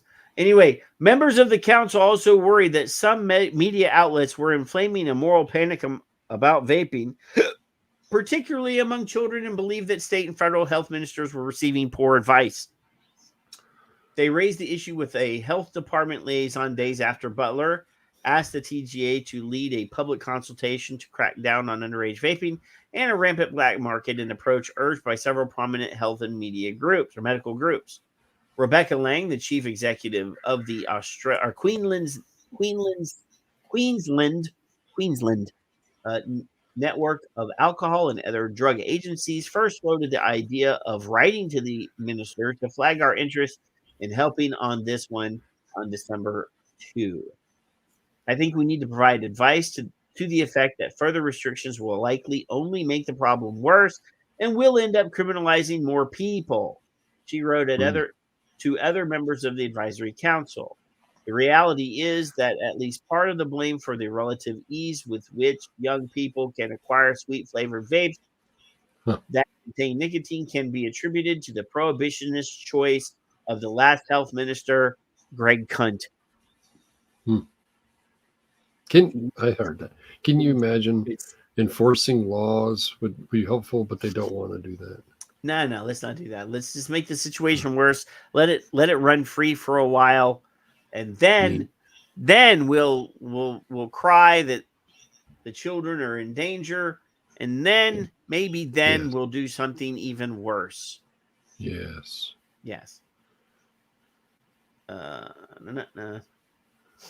There's a lot of misinformation. I'm sleepy. And the federal, there's a lot of misinformation, and the federal and state ministers and decision makers are taking much of it on without good advice or consideration of the evidence, she wrote back. At the request of several members, vaping was added to the council's meeting agenda for March of 2023, when then TGA head and health department deputy secretary, Professor John Scarrett, presented to the group. The department representative told the experts to give feedback to the TGA at the meeting so it could formally provide to the minister as part of the post-meeting summary of advice, according to the correspondence.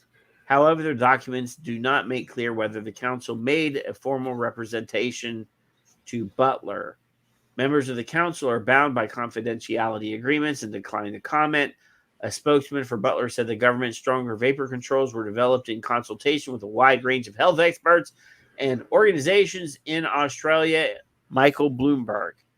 Mm-hmm. The government's regulatory reforms to vaping also align with statements issued by the vast majority of leading public health organizations in Australia, including the Australian Medical Association, the Royal Australian College of General Practitioners, the Cancer Council Network. Sound it out. I just did. Did you not see the Cancer Council? Nice. National Health and Medical Research Council, the Australian Competition and Consumer Commission, and all state and territory health departments. These reforms. Did you see all those people that they did anywhere in that list of people? Did it say the general public? No. No. These reforms also accord with the latest advice on smoking cessation from the Royal Australian College of General Practitioners, which states vapes are not first-line treatment options for smoking cessation. Whew. That's right. So needless to say, they were well warned in advance of the dangers of a prohibitionary stance, and they took it anyway, Kevin. That's correct. They knew. Because they know. It did not align with the nonsensical stuff that they had been brainwashed with over the years. Can you imagine, Patrick, just for a second, go back 10 years, 15 years. Uh-oh. And you're a tobacco control expert, and you're setting your job because people smoke. I think after doing this for 10 years, I could be considered a tobacco control expert. Oh, we are. And then we are subject matter experts.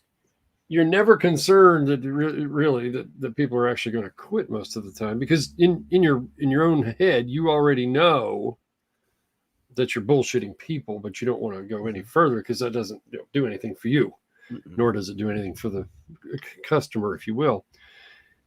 And then suddenly you become important because you got shit to talk about, and you can take it to the courts, and you can take it to the politicians, and you can take it to the news people, and now you have fame, and you're still doing the same fucking thing. Live forever, light up the sky like fame. You're trying to protect your job so hard that you're willing to lie.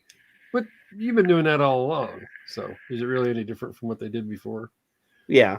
Well, in addition to all the other failed things that they've done in Australia, I believe this is in Australia. Abject fail. Yes.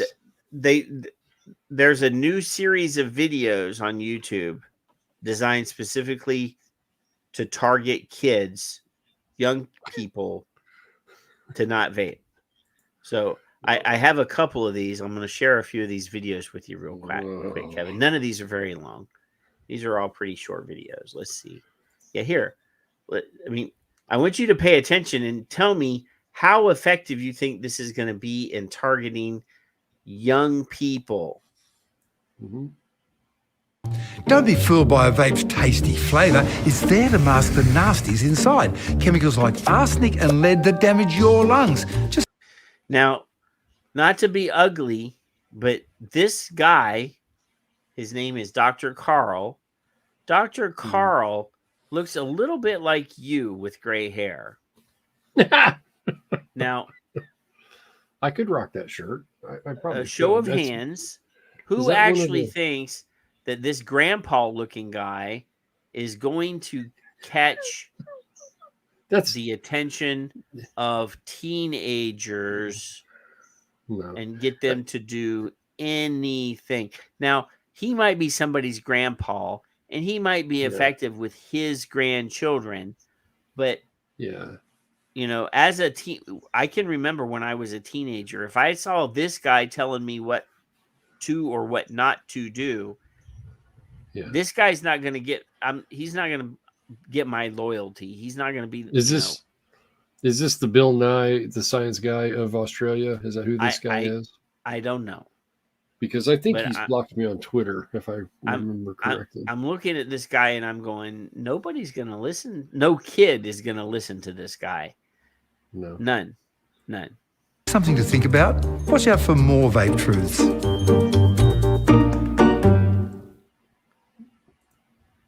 So Patrick. That's one. Hey, wait. Okay, sorry. Go ahead. Let me show you. Out of breath lately? It could be from vaping. The chemicals in vapes can permanently scar your lungs, making breathing difficult. Watch out for more vape truths with me, Dr. Karl. Again, this is Australia. This is Dr. Karl. I'm looking at this guy and I'm showing him with a sweatband running in front of a green screen with his. This is the best they can do. This is the guy that they hired to talk to kids about vaping. Look. Vape clouds are harmful, whether you're breathing them in first or second hand. There are lots of nasty toxins inside. Watch out for more vape truths with me. Nasty toxins inside, Kevin. Well, you asked me if Logan's watching this, he's going to just blank over and look for his dinosaurs because he's talking way over their head. I mean, if they really wanted to target that group of people in a certain age, I mean, if you're trying to hit that 11-year-old demographic that's apparently, vaping in huge quantities, you would pick somebody that would be appealing to an 11-year-old. Not some dopey, silly, goofy grandpa. Wouldn't it be best to honestly talk to the parents through the child when you're, hey, listen, I've heard you're vaping, but you should talk to your parents about this because it's something you need to think about a little harder. Let them tell you, And parents, here's a link to the truth, which doesn't happen. Yeah, there's one more. Well, I downloaded 4 of these, but there's like 10 or 12 of them. But here's another one. Here. Many vapes contain nicotine, even those that claim that they don't. Talk about puffery. This means that you could be developing a Now, puffery. You know what I want Now, to at least see? he's changed his shirts. This one has like red and gold polka dots, and every once in a while, one of the polka dots is a skull. Yeah, that's. And then over here on his left shoulder, there's a polka dot with a black cat in it. This is definitely going to get that hip young crowd. But even the ones that claim they don't have nicotine in them, Kevin. How many times have I heard that? Quite a few. I mean, here's a commercial. Literally, Kevin, these people have no common sense. What manufacturer is going to add an expensive ingredient that they don't need to? They're not. They're not. It's not going to happen. I mean, I can think of a couple ways where a little nicotine might get into the mix. Now, obviously, if you're using naturally extracted tobacco flavors, some of that's going to have nicotine in it.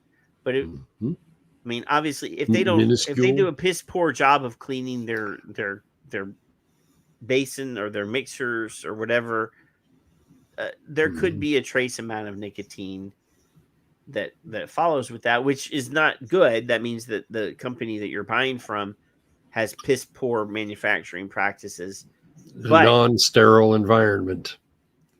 if they're not cleaning their shit, then you need to find something else. But yeah, this is crazy.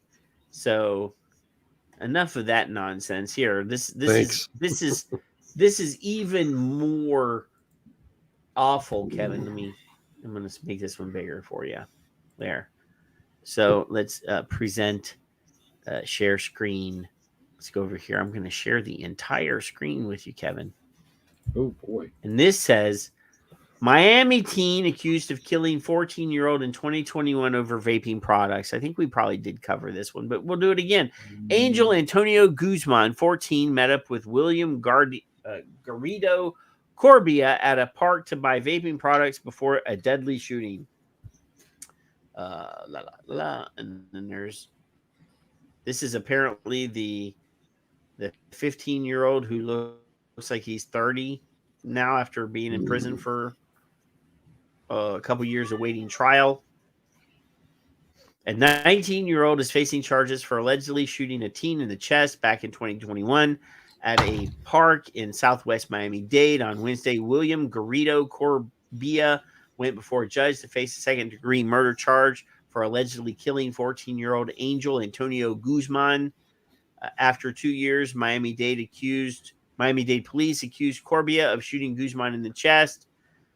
Police said Guzman from West Palm Beach was visiting Miami-Dade with family on Sunday, September 19th, 2021. At one point during the family gathering, Guzman told relatives he had to go see friends.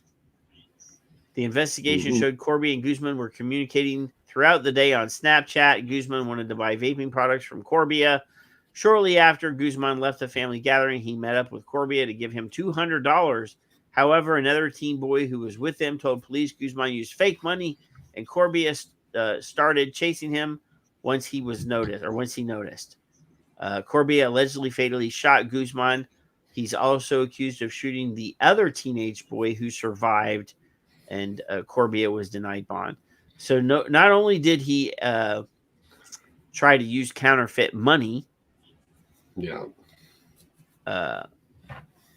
this is, what I'm saying? This is nonsense. But it's true. People are stupid. We already had little girls getting fondled in the back of tobacco shops because assholes are assholes. Well, let me ask you, Patrick. Yeah. If all these, I'm going to go out on a fence here and just kind of hang on the edge. You tell me which way I'm going to drop. A 15-year-old is dead, right? That's fact. Now, what you're saying is the child, 15, allegedly says he has $200, fake or not. You get $200. Your $200 is going to buy me a whole lot of vape stuff. Or back in those days, an illicit vape pen with nicotine or with THC in it. Well, would you imagine if you're just going to go grab a vape, it's going to be maybe black market prices are high, $30. I don't know. So it's a weird thing all the way around. First of all, the kid's going to go get this thing for $200, and then he gets shot because he gives him counterfeit money. So no, this guy was buying from that guy that was selling, and this guy tried to use counterfeit money. Yeah.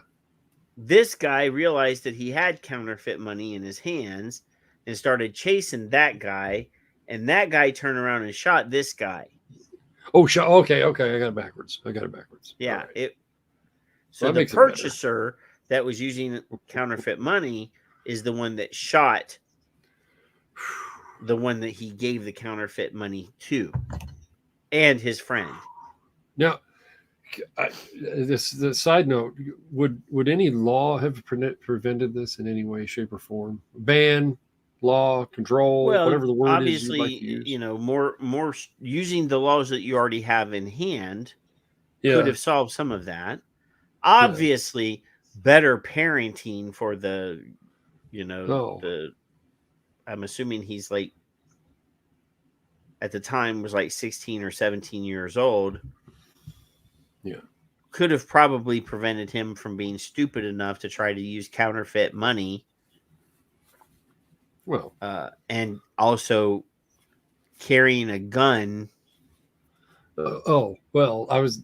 You see, there you caught it. There's the other part. I mean, when I was I'm a little 16, I did confused. own rifles. Don't get me wrong. I did not. My parents Mm-hmm. did not let me have any pistols. But when I was 16, I had several firearms at the time, and there's no way in hell I was leaving the house with a firearm in hand.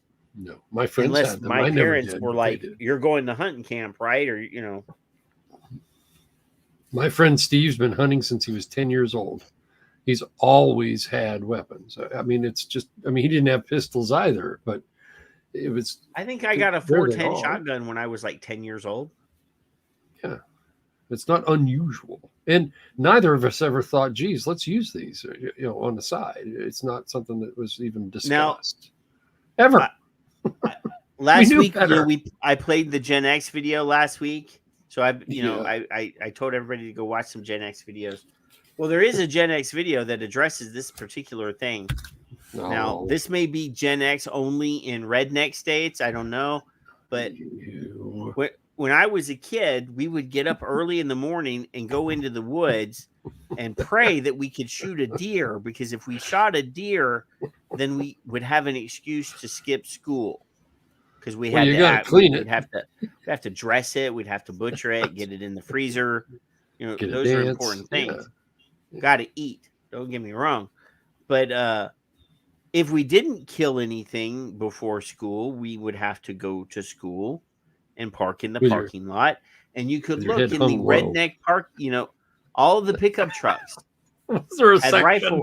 had rifle racks with rifles in them in the school parking lot, and Yeah. nobody thought anything of it. And nobody once said to myself, little Timmy over there, he's pissing me off. Let me go to my truck and get my gun. Nobody thought that. Not one. I mean, the guns were there. I'm sure it Could have happened. I'm sure and it happened. No, I mean, I don't remember. When I Not was that in I high can school, remember. I cannot remember a single school shooting when I was a kid. I'm not going to say it's impossible, it never happened, but I can guarantee you But they were fewer. We had more guns available to students then than now, and fewer instances of kids coming to school and shooting up schools. I can promise you, if you look at statistics and look at blah, blah, blah, you will see during Gen X, because that's during my 12 years of school, there were more. I can guarantee you there were more kids in the parking. There were more cars in the parking lot with guns in them than now, and probably statistically Openly. zero shootings at school. Mm-hmm. I mean, I'm sure there were some. I'm not saying that there were none, but I can promise you that they weren't every week. Not a correction. It was just a comment. Yeah. Yeah. It probably did, but I don't recall any of them offhand. I don't remember any. So this week, our very good friend, Dr. Colin Mendelsohn, was on TV in New Zealand. Oh. And he has posted on his YouTube. I'm not going to try. I have the video downloaded, but I'm just going to go straight to his YouTube, because he actually posted the video of the interview on his personal YouTube.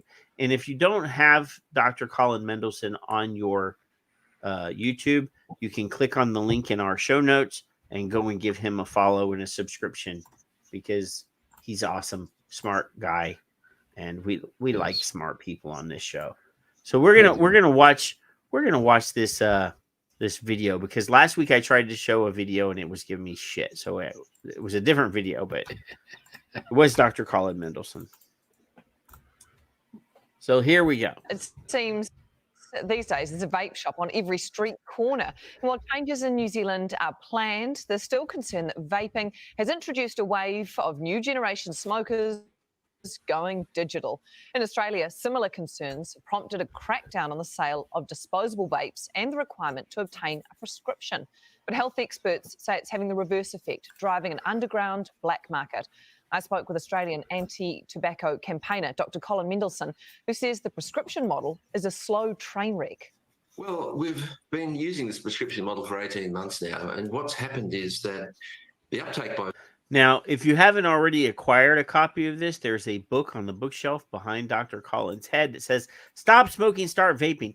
This is the book by Dr. Colin Mendelsohn. You should go and buy a copy at Amazon after the show is over. Don't do it right now, but anyway, yes, he's describing that the prescription model is like a slow train wreck, which is real.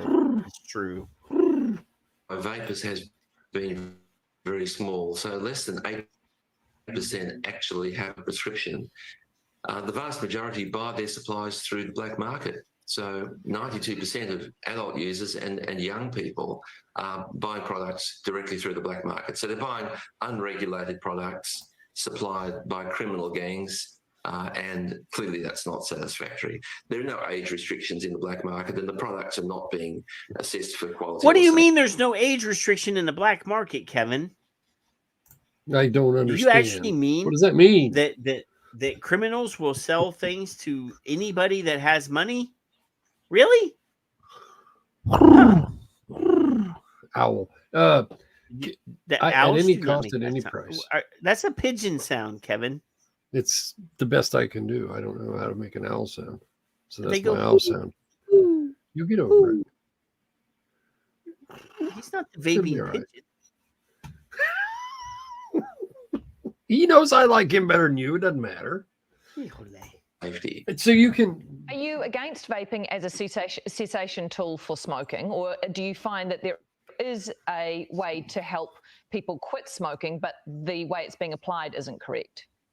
Look, I think there's no question now. The evidence is becoming stronger and stronger that vaping is a highly effective method. It's the most effective method we have. It's not perfect, but it's by far the most effective method. And we need to get this balance right of getting it out to people and with products that are safe and that are quality products, and giving people the right information, and at the same time discouraging young people from using these products. Do people who want to quit smoking, are they still wanting to use those disposable products that aren't available? Is there a reason that they refuse to go and get a script for it? Look, there are various reasons. One of the problems is that doctors are reluctant to provide nicotine prescriptions. I mean, doctors in Australia are getting constant negative messaging about vaping, and they're uncertain about it. And there are medical legal issues for them prescribing products that aren't officially approved. And patients are wondering why on earth they have to go to a doctor to get a prescription when they can go to the corner store to buy cigarettes. Is the prescription model the real problem here, or is it just the availability? So you can go to a convenience store and buy cigarettes without a prescription, and nobody cares. 50% of the people that use those products will die prematurely because of those. I mean, that's a statistic that we know that if you, I mean, can you think of any other product that when you use it as directed will kill 50% of the people that use it, Kevin? Public health information? I don't know. That's not a product that you can buy it for sure. Yeah, you can't consume it. Right? It'll sell, no. And they'll say anything, you can buy that, no problem. I guess alcohol would be the only comparison that's legally available. But it doesn't kill 50% of the people that use it, though, Kevin. Well, there was a tail end to that, but yeah, that's not. There is no real comparison. I mean, so and this is an old joke. But the only other product that I know of that has a higher success rate of killing the users when used appropriately and as instructed are suicide vests. Right. Yeah. And that's not really a product that you can go buy, but Yeah. Well, you got to obtain or make. Yeah. I guess I have to do the devil's advocate thing. Either all deaths, and I'm going to use the air quotes, smoking related deaths are a combination of bullshit, tobacco control, math, social political stories, and it's really not true. Or if it is all true, Jesus Christ, this is 2023, and there's an alternative, another alternative. If they said to me and I was smoking, well, you got to take Listerine and you got to have it in a pouch over here, whatever the product is, I'd probably have tried it, So if you have desperation and you've been beat down enough to know that it's bad for you, or you're feeling bad, which I was, I'm not saying that these don't exist. I'm saying there's inflated numbers. We've discussed, and Dr. Rodu can't find them. They just came out from the American Cancer Society. It's there, and it can't be untrue. I just think it's blown out a little bit. So there's no other comparison to me, if true. There's no other comparison except your suicide fest. I kind of enjoyed that. So no, that was there's actually nothing true. that I stole that from True. Oh, was that true? Black market in general that's interfering with the prescription model. Look, I think the prescription model is the problem. It's created the black market. There'll always be a black market, but because adults are finding it so difficult to get nicotine vaping products, they're just going to the black market, which of course is always easy and accessible. And I think the prescription model has created so many problems. Now I think it would be a big mistake for New Zealand to go down that path. I have mixed feelings about the disposable ban. I think disposables have an important role for some adult smokers, and I think they should ideally be available for transition for people who want to switch from a cigarette. But there is the concern about them being more appealing to young people. But I'm wondering, the cost of a pack of cigarettes is not cheap. If you're a smoker, you can afford a non-disposable vape anyway. So is that really an argument? Is that a fair way of putting it, that you have to have a cheaper option available? If you can afford ciggies, you can afford a vape. Yes, look, I think people can afford ciggies because they have to afford ciggies because they're addicted. And I think we need to give people as many incentives as possible to make that switch. And it's been shown that if we can make these products and alternatives cheaper, they're more attractive, and it'll encourage more people to make the switch. And from a public health point of view, that is our goal. So people will always find money for cigarettes if they have to. And that is a concern, although I know you say kids should not vape. People will always find money for cigarettes if they have to. That's correct. So that is a truism that we have. Again, everyone in this fucking chat room, unless you're like independently wealthy, I don't know that one of anybody, you.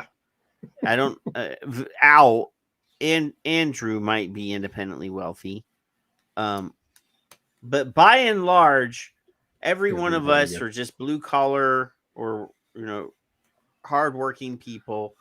And in our life, and I've said this before, and I'm going to say it again, when you're working and you have the choice, if you only have enough money in your pocket to buy lunch or to buy cigarettes, every one of us has made the choice to buy cigarettes. Every one of us. Yes. We have put the cigarettes ahead of the food. I don't know a single smoker a person that smokes. I do not know a single person that smoked that would make a different choice.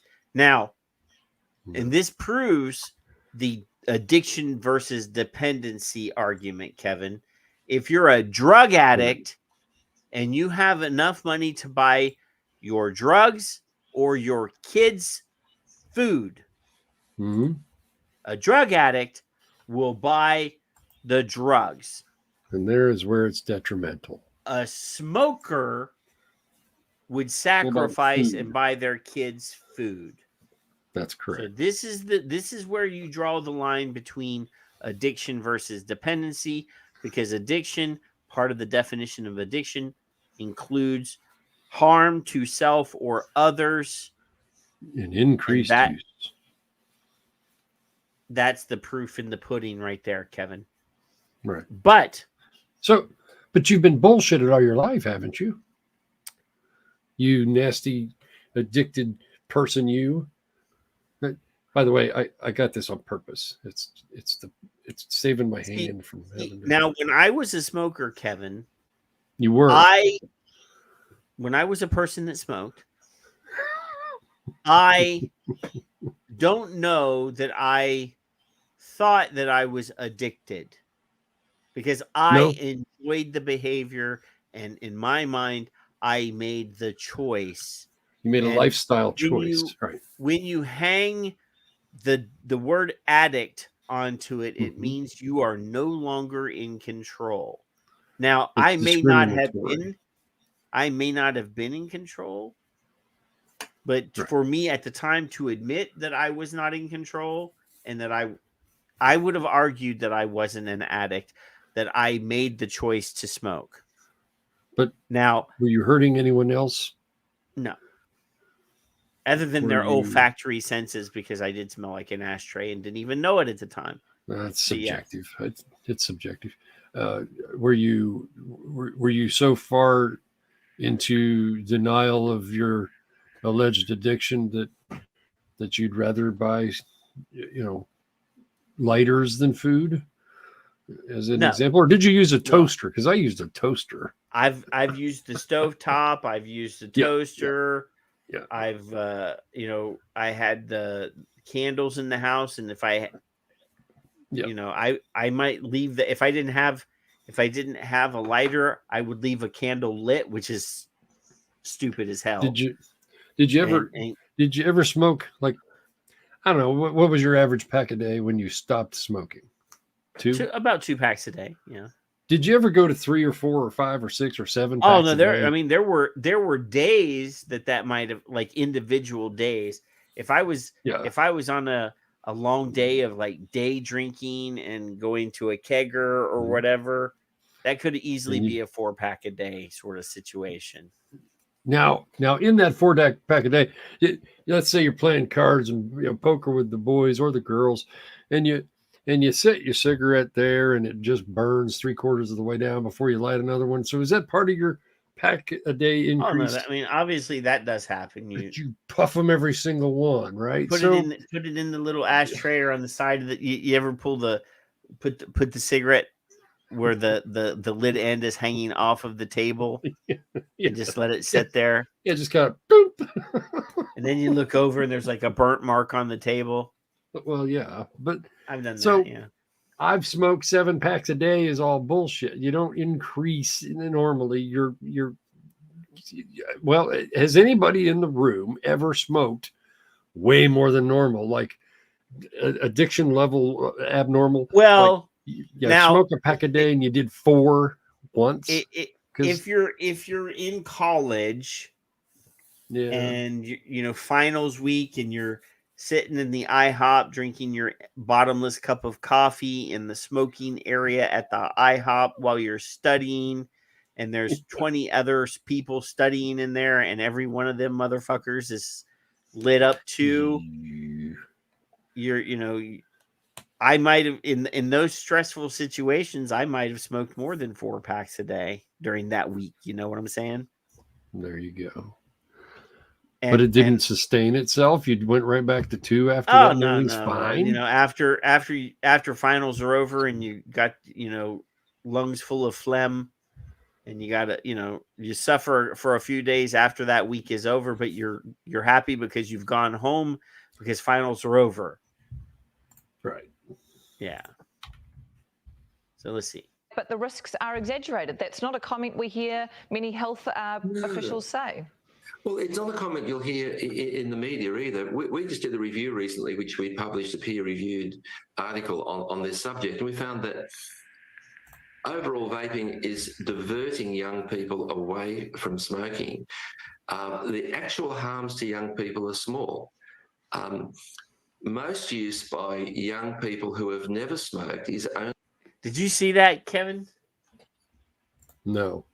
Say it again. All right, let's go back, because he just made a very controversial statement, and the newscast they went from a call-in shot to a newscaster shot and back to call-in. So he says right here, more people to make the switch, and from a public health point of view, that is our goal. So People will always find money for cigarettes if they have to. And that is a concern, although I know you say kids should not vape, but the risks are exaggerated. That's not a comment we hear. Many health... So right here, look, watch, keep your eye on the screen. I'm actually gonna make Colin full screen for this one. Watch this. Officials say. Well, it's not a comment you'll hear in the media either. We just did a review recently, which we published a peer-reviewed article on this subject, and we found that overall vaping is diverting young people away from smoking. The actual harms to young people are small. Most use by young people... Did you see that? She looks like she got hurt. The actual harms to young people are... Nobody wants to know that. Nobody. Diverting young people away from smoking. The actual harms to young people are small. There. She's burning holes in his head with her laser beam eyes. This is not in my script. Do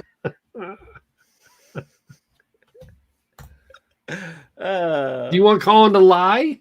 Young people who have never smoked is only experimental or occasional.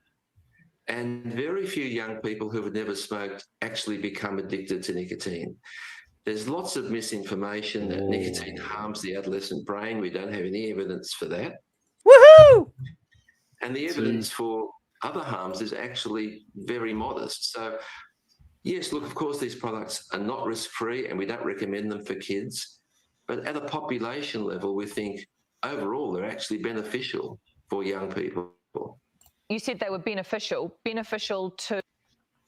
That's the... She's gonna try to stab back with this one, Kevin. Yeah. To young people in respect of if they're already addicted to cigarettes? No, beneficial overall to the population, because what they're doing is diverting young people who would have otherwise smoked away from smoking. So they'll experiment with vaping for a while and not go on to smoking. And in most countries where vaping rates are rising in young people, smoking rates are falling faster than they ever have. So by far, that's the most important outcome from the use of these products, that they act as an alternative to deadly cigarettes, and that's a good thing. I know that some people will be watching this saying, are you kidding? Because I see vape shops everywhere and I see kids vaping everywhere, and you're seriously arguing we should... So now she's arguing from a position of, well, vaping is everywhere, Kevin. There's vape shops everywhere, and kids are using vaping products. Now, like that in itself is negative. So, Correct. So back in, if you go into history, if you just go into the last 20 years of history, Kevin, cigarettes were everywhere and kids were smoking. They still are. They still But not do. nearly, I mean, obviously, yes, there are some that still do, but not nearly as everywhere as they was before, right? Nowhere near everywhere. But she's arguing like this, like she's saying, well, vaping is everywhere and kids are everywhere and vaping shops are everywhere. Are kids dying of cancer 20 years from now, 40 years from now? Mm-mm. The whole goal is to reduce, death, right? Smoking. Death. I don't care Well, he about reducing said- smoking, Kevin. I care about reducing death. What he said is That's like when they asked Donald Trump on that town meeting like 2 months ago what he thought about Ukraine and what would he do if Russia won or Ukraine won, and he says, and this is like one of the only times where he actually ever said anything that was intelligent, I don't care who wins, I want people to stop dying. And they blasted his ass for that. Well, How that's dare because they you don't care like more that. about people dying and not sticking to the Russia bad, Mm-hmm. not Gotta to have an get enemy. onto that topic too much, but we did make an agreement with Vladimir Putin. George W. Bush made an agreement Yeah, George W. Bush, not the daddy, made an agreement that we would never invite the Ukraine to NATO. That we would leave NATO as a neutral buffer between that we would leave the Ukraine as a neutral buffer between NATO and Russia. And what did we do? We started pretending like we were going to invite them into NATO. And now they're openly saying we want Ukraine to join NATO. So in this situation, who's the bad guy, Kevin? The guy that went against his word and said, we're not going to do this. We're going to leave that. We promise we're never going to do that. Or the guy that invaded the people after we started wooing them. Right. I mean, I'm not picking Putin's side. I'm just saying this is way more complex than Putin bad, us good. Well, yeah. But anyway, yeah, I don't, because I've been to Russia and there's some very beautiful places that people should be able to visit and see. And, go to St. Petersburg and look at the beautiful architecture and all of the art and the wonderful things there. And the people, the Russian people are very nice people, Kevin. Nice. But politically, yes, we should never have gone against our word. But again, I guess, it's okay for us to go against our word. Right. Nobody cares about the value of their word anymore, Kevin. Make them more available potentially to help people because the trade-off is worth it. So is this a case of politicians giving in to the public's outrage over this issue? Yes. I think it very much is. I think if you look at the evidence, it's now fairly clear. But of course, politicians have committed themselves to a particular narrative. And I think the media tend to support a fairly negative narrative about vaping. I mean, these are the stories that sell newspapers and make headlines. But the research, as time's gone by, has shown that vaping is not as harmful as we thought it was. We don't want kids using it, and I'm not suggesting that. But I'm saying it's not as harmful as we thought. And overall, it seems to be actually protecting the health of young people. Dr. Colin Mendelsohn, thank you very much for your time and your thoughts this morning. Yeah, she wanted to rush through that goodbye so she could get him off screen because he was saying stuff that they weren't prepared to rebuke. Yeah, well, not rebut, but that they didn't want to be on their airwaves. Well, no, depends on the sponsor. But yeah, imagine all the time that's been wasted on this bullshit. If public health would have done their jobs, we wouldn't even be talking about it. I don't necessarily only blame public health. I want to blame the fucking government for not doing their damn job. Well, yeah. Double plus good, Patrick. I'm retweeting Morrow real quick. Oh, Dr. Glover. Bot shit. Bot shit. All right, Kevin. Did you what? Did you have like a favorite tweet of the week for the Vape Cat tweet of the week? Vape Cat tweet of the week. I think I don't know if I'll surprise you or not. I don't really care. I do have one. Let me. Are you prepared to share it, to show the world? I am. As soon as I can figure out where he is here. Yeah. So I'm not even going to introduce it. I'm going to say it's with the Victor share screen, and then I'll just share it. We'll just do it that way. So Cliff Douglas, better or worse, I love to hate him and hate to love him like I always have Karl Phillips. It's essential to correct misinformation, as the leaders at FDA, tobacco, and CDC themselves have said. When it comes to a complex area such as the relative health effects of e-cigarettes at both individual and population levels, context and nuance are critical. Now, it's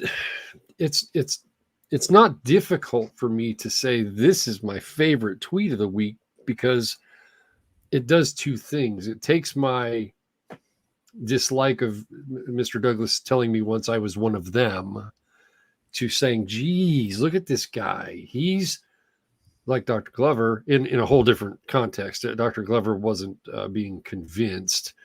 Dr. Glover took her own initiative to find her answers. Mr. Douglas, on the other hand, was running a narrative until he retired, and then he switched. So it's a different kind of respect. Nonetheless, it's a respect, and he has been extremely vocal since his retirement. And if you want to follow him, he's at CDoug. CDoug. And he did tell me, because I used the nicotine addiction one time, that it was all bullshit. And he said, "You've become one of them." It's one of my favorite responses of anybody. So he's linking University of Michigan's tweet for an accurate overview that provides essential context. Please see, among numerous other sources, included many cited in the following document, this recent filing by public health experts with the U.S. Supreme Court. And then it goes directly to Clive, which I just adore that even more. So it's not. So you got like a threefer. Yeah, it's probably not I guess the sexiest tweet, but I actually kind of surprised myself in that's the one I wanted to show. There's a couple from Phil I loved. You had one I liked. I really liked one of them. I retweeted it this evening. But damn, I have to, just as a human being, go, I gotta give it to Cliff. CDoug, I'm telling you, yeah. 5 years ago, I'd have told him to go fuck himself to his face, or 7 years ago, whatever it was. Yeah. And now I'm like, okay, all right. So he's grown on me. my favorite tweet of the week, Kevin, was an anti-tweet, and it was specifically because of the responses from our people that made it my favorite. However, I just went to go look for it, and look, Kevin. You didn't screenshot it, did you? I didn't. But this was I retweeted them, and I said, "Here's a little bit of this information from Screen, New Jersey."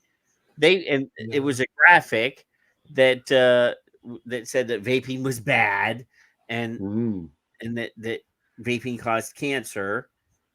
And I said they want people to think there's a link between vaping and cancer where none exists. I would love them to find any research that proves that a causal relationship exists before they reply with vaping has nicotine. Nicotine is not a carcinogen. So I await your response. I love deleted tweets, Patrick. I don't know if you know how much I love them. And Screen, New Jersey, they ran away, Kevin. They ran away. So since that one was deleted by the author. Stop. I have another one. I have another one that I can and it for the same exact reason. Do you think you had a victory by them deleting that tweet though? Or is that just what they should have done to begin with? Which is it? You can only choose one. I think they should have. Well, and Michael Redfern said that they deleted that tweet and recreated that tweet, but with only cigarettes. Okay, so the original that's tweet, a win. The original tweet said cigarettes and e-cigarettes, right? And then it went on to list all this stuff. So here's another one. This one is another one of those. It's because of the quality of the responses. And obviously, I was able to retweet it with some snark. But this one is Shape Your Future, Oklahoma. And it says, talking to your high schooler about the dangers of e-cigarettes and vaping has never been more important. And then there's obviously last week they announced that vaping and smoking in Oklahoma is down below, that it has substantially decreased, but is still above the national average, which to me, they should be saying, yay. Yeah. Vaping and smoking is down in Oklahoma, and kids, Good. can't do Yay. that. But They're then not they had allowed. to insult themselves, or they had to reduce the validity and the success of dropping those numbers by saying, oh, but we're still below average in the nation. So then Charlie shows up and says, I don't think you fully understand what's going on. U.S. teen vaping dropped 50% over the last 3 years, 4% vape free or frequently and dropping. Adult use dwarfs teen use. In fact, vape firms do a better job keeping their products away from teens than alcohol companies do. With a very nice little response, boom, boom. Smoking was normalized, and uninformed groups attacked tobacco harm reduction. Then smoking normalized is strengthened. That's our friend from. So I actually I fixed their tweet for them, Kevin. Oh, and good. I hate to use. I'm only showing this not because my tweet is the best of the week, but because it's attached to the so. Right. So my tweet says, and this is we can't nominate ourselves. No. Talking to your high schooler about the dangers of cigarettes and the importance of tobacco harm reduction vaping, and that nicotine use is an adult choice has never been more important. See how I fixed that for them? Yep. It's nice of you editing it hard. and then since I have the ability to tweet really long shit now, Kevin, I'm going to highlight the importance of being able to type really long shit on your tweets now by showing you this really long tweet. Parents should be honest to their kids. All tobacco and nicotine products are illegal for them to buy or possess. Parents should talk to their kids about the stresses they are experiencing and why they are interested in smoking or vaping. 40% of all cigarettes are purchased by the neurodiverse, and similar trends are possible for vaping. Nicotine has been shown to be neuroprotective, and many that suffer from mental illness and depression report symptom improvement with nicotine use. Prohibitionists and puritanical ideologues use the same unscientific script and have refused to acknowledge that they are now part of the problem instead of being part of the solution. Bam. And then Look at and you. then Steve's Vape says Oklahoma is America's stinky armpit shithole. Now, well, I have some very good friends that are in Oklahoma, and I think Steve actually, he's not Steve, though, that's not his real name. I think he's in Oklahoma as well. Oh, is he? I think so. I get confused. So I obviously wanted to highlight, see, we can't always point, I mean, we should find really awesome tweets from our people to highlight as the awesome tweets of the week. But I did want to show how well our people are defending. I still say the win question is rhetorical, really, but I think there's more power in what you did underneath it than just saying piss off and you're an idiot, or the generalizations. You have to show science links. I've had multiple people tell me that they actually follow me because I show the subject matter and the data, whatever, underneath it. And I am snarky. I am pissy. I have a hard time not being pissy. I'm an old cab driver. I'm from Massachusetts and all that. But God damn it, I can't get anywhere being nice, and I can't get anywhere being evil. So I'm choosing nice most of the time with a touch of snark. It's not don't misunderstand me. Now, but while we're here, I will show as a special runner-up to the Cats tweet of the week. Go rodent. No, okay. No, we can't. We don't want to scare the rodent away with the cats, Kevin. The vape cats right now, they're getting the attention. But Phil might get eaten by the vape cats if so don't draw attention to Phil right now. So this guy, Brian Thompson, says doctors do not tell ex-smokers their lungs look good or whatever in response to less, saying after 15 years and millions of vapors quitting much more dangerous cigarettes with no reports of harm. there haven't been any suggestive mechanisms of harm to B. I think former smokers whose doctors tell them that their lungs look like they never smoked feel like it was worth it. So this asshole decides to jump into the conversation, and I saw his response. Doctors do not tell ex-smokers their lungs look good or whatever. Now, I'm sure there's several people in the chat room, and I also am one of those people that's doctor. I frequently have to get chest x-rays. Regular folks don't get frequent chest x-rays, but I do have, there is a possibility that I could be, TB positive, because I have treated patients in the past that have TB. So even though I get skin tested periodically, they require chest x-rays. So about twice a year, I have to go for chest x-rays. So I reply, I work in healthcare and have to have frequent chest x-rays about twice a year to rule out TB.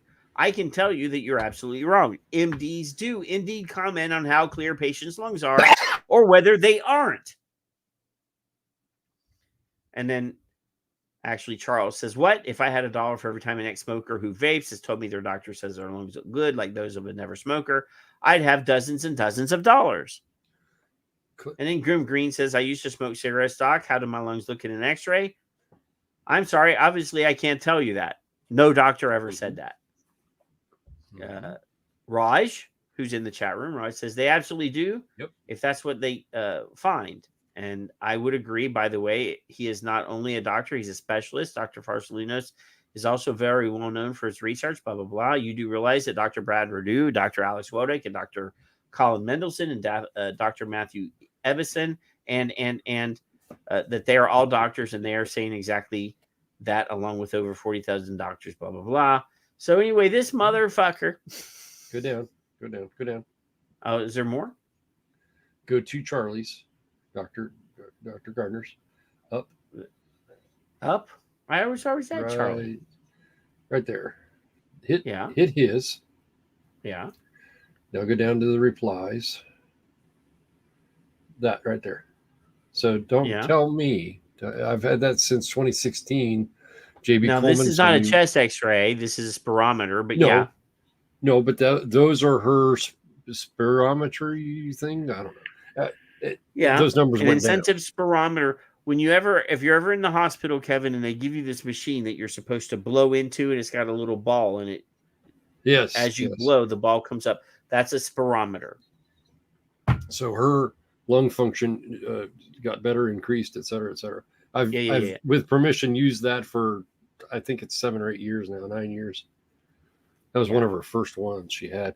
And she is in the medical field. I don't remember in what capacity. Yeah. So Brian Thompson, who thought it would be funny. You sound perturbed. You guys didn't know I knew that word. Brian Thompson. No, actually, Mowgli, you can do it both ways. It's an incentive spirometer, so you can use it for blowing and sucking, actually. There's 2 different balls on the... But anyway, he decided that he would double down on his nonsense. And he says, he quote tweeted me, Kevin.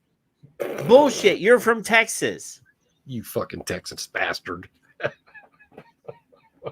So then I had to reply back. I mean, he hasn't responded to my reply, but I said, and that means what? That I would be allowed to have TB and to expose my patients? You're from Australia, so you could be a lying, stealing criminal from a penal colony. See, I can make stupid, cunty comments too. You Texas freaking steer. What is wrong with you people? Boy, if that's all you got, you need to go back. I can make stupid, cunty comments too.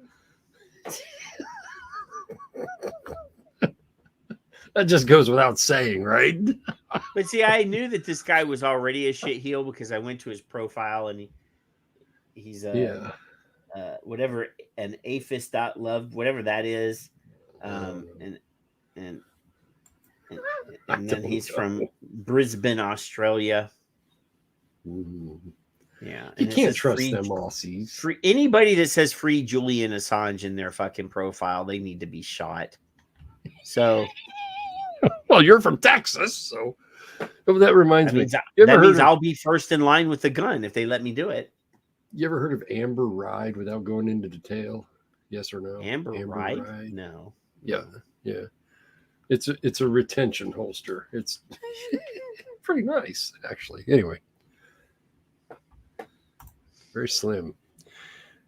So if he should be shot, he should never come to Texas. A weapon, sir. Oh, it's adjustable and it's very slim, extremely slim. Anyway, I just have a belt holster.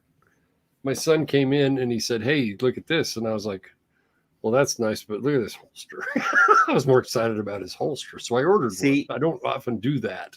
I don't do, Now, like I'm on an embargo. I'm like on a gun embargo right now. I'm not allowed to acquire any new firearms. You just don't tell anybody. Just do it anyway. Well, there is an exception to the rule. If I go to the gun shop and they actually have old-fashioned cowboy 6-shooters, yeah, I'm allowed to buy like old-fashioned cowboy 6. I want old, like real old-fashioned, like old-timey stuff. Yeah, old-timey, like Peacemaker. I'd love to have like a modern rebuild of a Colt Peacemaker. That would be awesome. Yeah, I want one. So if anybody has, access to something like that and you want to send it to me, I will accept it. No problem. No questions dispose asked. of it properly. Yeah, I will make sure that it is safely kept away from other people. In a very cuntly fashion. I want to be able to fan it like old fashioned style, like Yeah. Because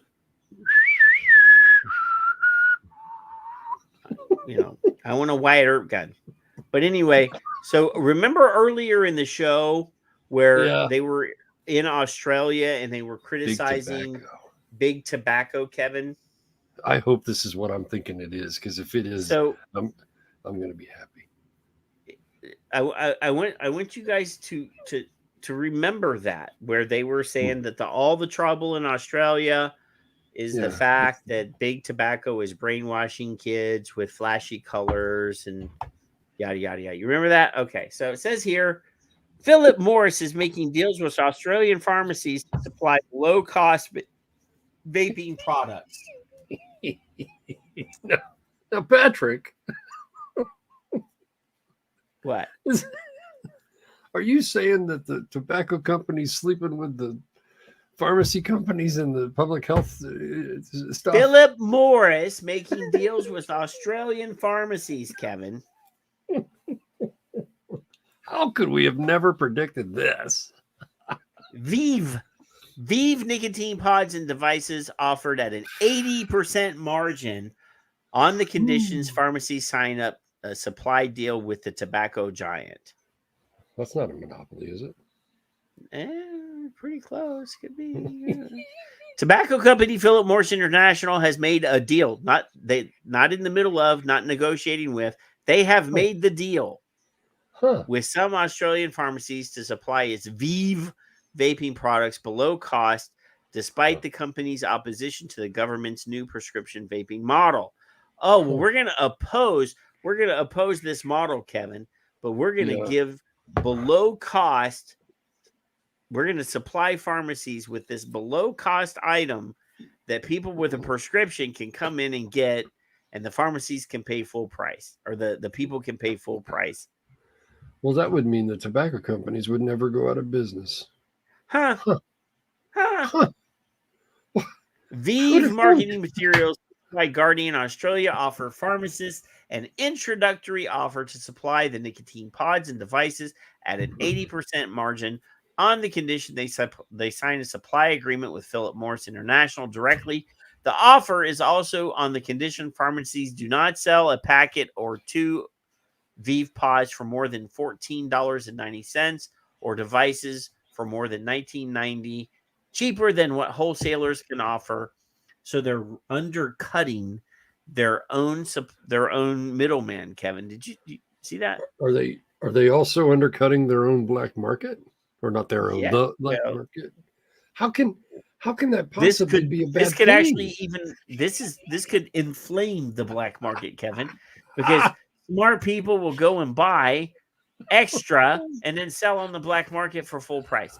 The recommended retail price for comparable pod products is $24.99. The marketing material, that's like a $5 discount, Kevin. The marketing material for the offer only mentions PMI in the fine print at the bottom of the document. The University of Sydney emeritus professor of public health and tobacco control accused PMI of playing a long game. We're here to wreck the prescription access model by disrupting the competition. Well, Paul and I have had discussions, and I imagine you have too, privately, just about this very thing. Oh my God. I can't tell you how smart Paul makes me, but this is. Well, I mean, side by side, Kevin. I mean, it's not hard. Oh my God.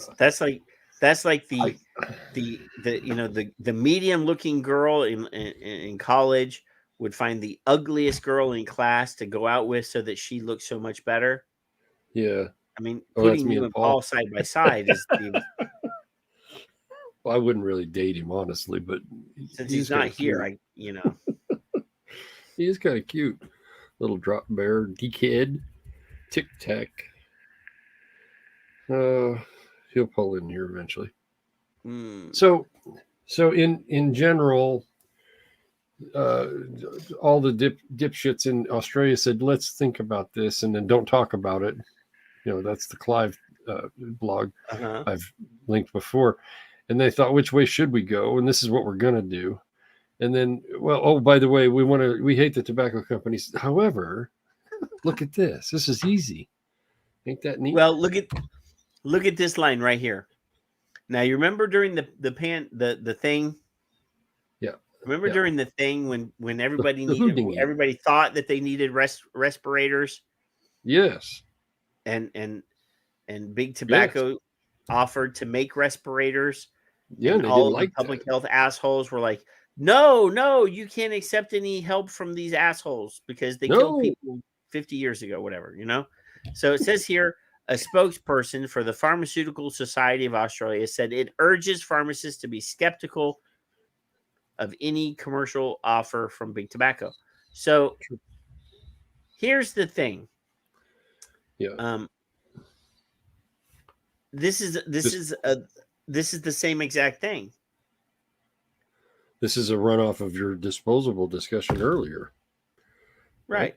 If whatever product works, it works. I don't care who makes it. There you go. Now, I personally have enough advanced gear here that I would never need to go to a convenience store and buy a disposable made by a farm or not even a pod device made by a big tobacco company. But grandma may not. If it helps somebody, then my personal opinion. I think it's funny. It amuses me. If it helps somebody, it helps somebody. I don't care who makes it. I mean, I buy bullets from whichever whichever bullet company makes a bullet I like, Kevin. Now, if I go back in history, I'm sure I have a relative that was killed by a bullet by one of those companies. I bet you would. I'm not blaming the bullet company. I'm blaming the asshole behind the gun. Exactly. Which I think is why we touch on that on occasion, because it's kind of the same line of bullshit that we hear about it. We just don't talk about it as much. Yeah, I just thought it was funny that we were watching a video earlier and they were saying such awful things about, and here Philip Morris is making huge deals with Australian pharmacies to provide tobacco harm reduction products at a discount to people that smoke. You did not disappoint, because that is exactly the one I was hoping you would have brought it. Well, I mean, it was the attention to. It was in the show list. I don't pay attention to you. You know that. I can't figure out how snowballed people are, and over the past 4 or so years, you should within the audience of ours, we know better. But we're being bullshitted on this scale, where we've been bullshitted, in a lot bigger scale on other things. So, yeah, you question everything. Now, you remember at the beginning of the show, Kevin, that we were reading an article, and I said, I want you to pay attention, Kevin, because we have a study later at the end of the show that debunks the cardiovascular damage nonsense that was claimed in the previous video. Is there a text? So this is the end of that narrative. Let's present this on screen here so that again. I like that full screen thing. Yeah, I like this better. New study finds vaping benefits blood vessel health as much as other nicotine replacements do. A new study at Sheffield Hallam University investigating e-cigarettes' effects on the blood vessels has found that they are as beneficial for the cardiovascular system as other conventional nicotine replacement therapies when stopping smoking. So, okay, so let's be clear on this, Kevin. If your cardiovascular system improves when you stop smoking, yes, whether you use NRT or if you vape. So, I mean, obviously, if you stop smoking and you use NRT and there's cardiovascular improvement, that's a plus. Correct. Now, if you stop smoking and you start vaping and there's an improvement of your cardiovascular function, that's a plus, right, Kevin? That is correct. So in both of those situations, it seems that the one thing they have in common is if you stop smoking, you will have an improvement in cardiovascular health, regardless of whether you use NRT or vaping. Right. So it doesn't discriminate.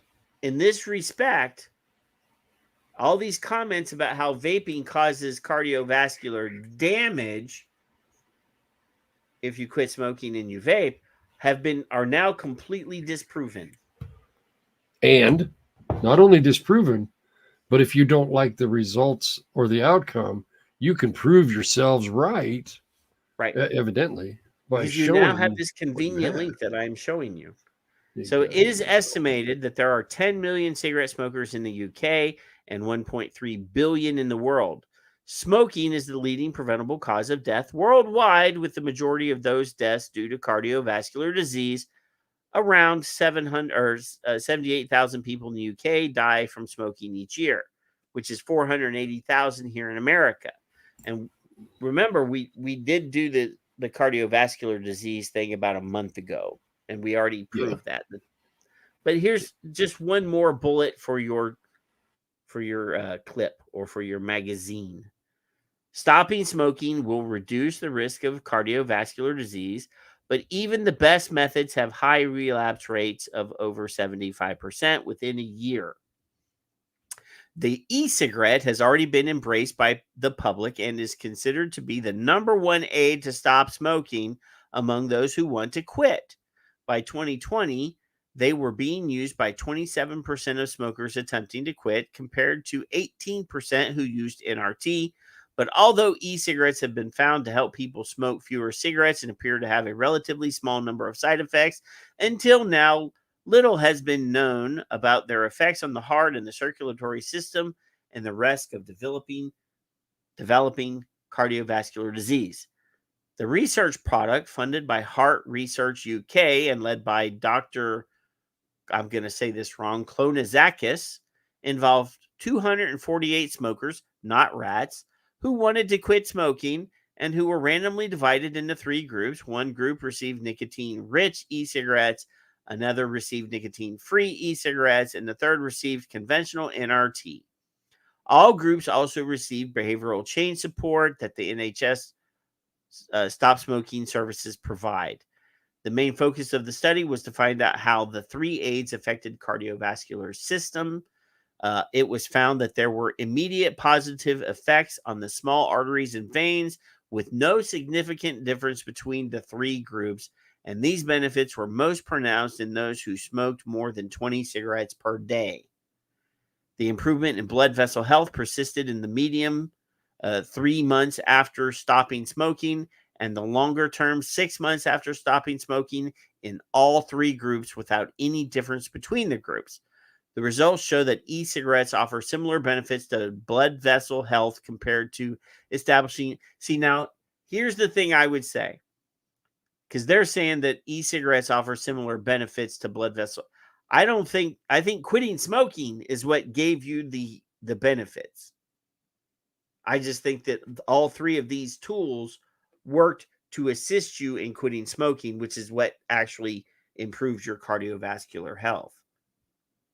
I mean, isn't that logical, Kevin?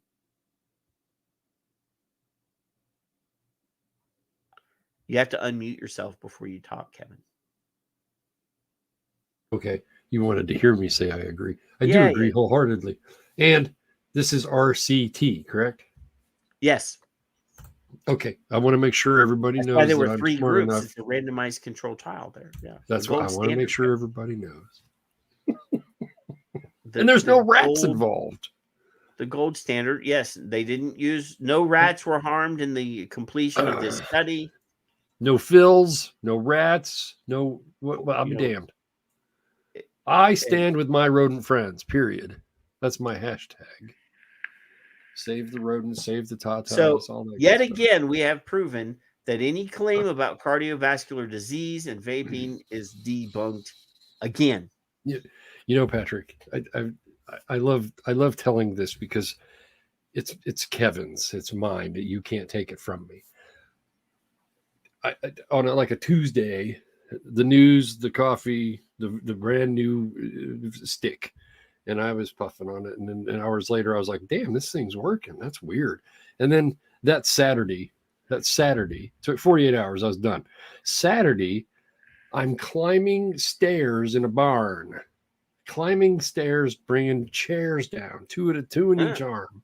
Two in each arm. And my son said to me, I didn't realize it. It wasn't something I was thinking of.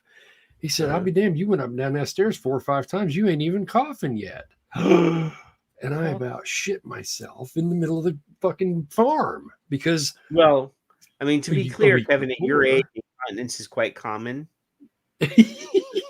I was way more worried about that than I was breathing. I didn't realize there's no shame involved. I mean, it's part of being old. It's just what I love this thing. So I didn't get my blood pressure checked and all that crap. I just did what I did and I moved on. And the breathing was better. The coughing went away. This is all automatic stuff. Yeah. And my taste came back. Wow. So when they're doing things like this that they should be doing with unbiased results, I don't want biased results. I want results so you can make an informed decision, which is what Dr. Mendelsohn was saying. People have to know. And if they don't know and it's all skewed, you go, well, I don't know if I should. Well, I did it despite people saying it was bad. So you got to do what you got to do. I mean, so I'm grateful. I mean, again, back to the conspiracy, I love the fact that over the last 10 years or so that we've been able to bring as much information to people as possible, some entertainment, but yes. I'm constantly reminded of the amount, like the purposeful nature that I can see. Now, Charlie says that he doesn't think that this is true. But Dr. Glover, she will agree with me. The purposeful nature of the massive amounts of misinformation that is perpetuated upon the public and us from people that claim to care about us. Yes. Care and custody, in fact. Yes. Yes. Yeah. Like they claim that they care so much that they're going to tell us what we're doing wrong constantly. Right. And what's best for us. Hi, William. Yeah. They're lying fucks. I mean, after reading I've done this exact or similar format of this show since the Vaping Militia radio days. Yeah. Where we would read lies and misinformation and teach people Mm-hmm. how to tell the truth from their lies. We've been doing this for a long time. And I from this position have just come to the point where I know that most of them, if not all of them, most of them are doing this purposefully. Correct. Yeah, tags up. Intent. With says intent. tags up. There's my tags right there. I got with intent. Yes. Desk murder. Desk murder, in fact, to me. It saddens me. Oh, Yeah. I'm sorry. I didn't know that, Will. Thank you. I will send positive vibes towards you. But yes, I mean, it's so bad that we have to have studies studying the misinformation. Mm-hmm. They have to conduct studies and analysis that shows that 70% of doctors in pretty much the entire world believe something that is not true, that nicotine causes cancer. Yeah. I mean, it does not. They're doing media analysis showing the massive amount of damage and that this misinformation is causing to the sanity of human beings in the public, because they're making them believe something that is not true. I mean, media analysis is going on by respectable and responsible people pointing out they're lying to you and you're believing it, and now they've brainwashed you. Yes. So yeah, I mean, it's disheartening to me. Yes. But what's funny, Kevin, because this is the last video clip of the night that I have. It's already loaded up. It's ready to go. That soccer moms and the Chardonnay Xanax crowd are so anti-vaping, Kevin. Unless I found this channel and it's a bunch of moms. It's a bunch of women that look like soccer moms. And I want to share this with you so that you guys feelings. You guys can get a laugh of this, because I mean, once you see the nature of the video, you're gonna go, watch. This is from a YouTube channel called Tribe Tokes. Now, obviously, you know that this is but watch. Okay. You need to know what you're putting in your lungs. So what does a high quality cannabis vape actually have in it? It's very simple. Plant extract, whether it's distillate, rosin, or live resin, and botanical or cannabis-derived plant terpenes. That's it. Nothing else. 2 ingredients, people. So these are the same soccer moms. Well, they look younger. They look in their 30s. Exactly. Well, if they're in their 30s, they could be soccer moms, Kevin. So William, like, we're saying you need to know what's in your e-liquid. Well, we'd be flame. What is it? Flambasted? What is that word? But here we are. We have 2 moms. Yeah. Obviously, these are like soccer moms. They look very trusting. That are promoting cannabis extract, and they're saying you need to know what's in your vape. Sick the the same pave shit that girls we on say, Kevin. Sick the pave girls on them, Patrick. I challenge you to sick them. I guarantee you, if we said, well, I know exactly what's in my vape because I vape nicotine, these are the chicks that would be, oh, you vape nicotine? How horrible. How horrible. You're vaping. You need to vape THC. You need to be.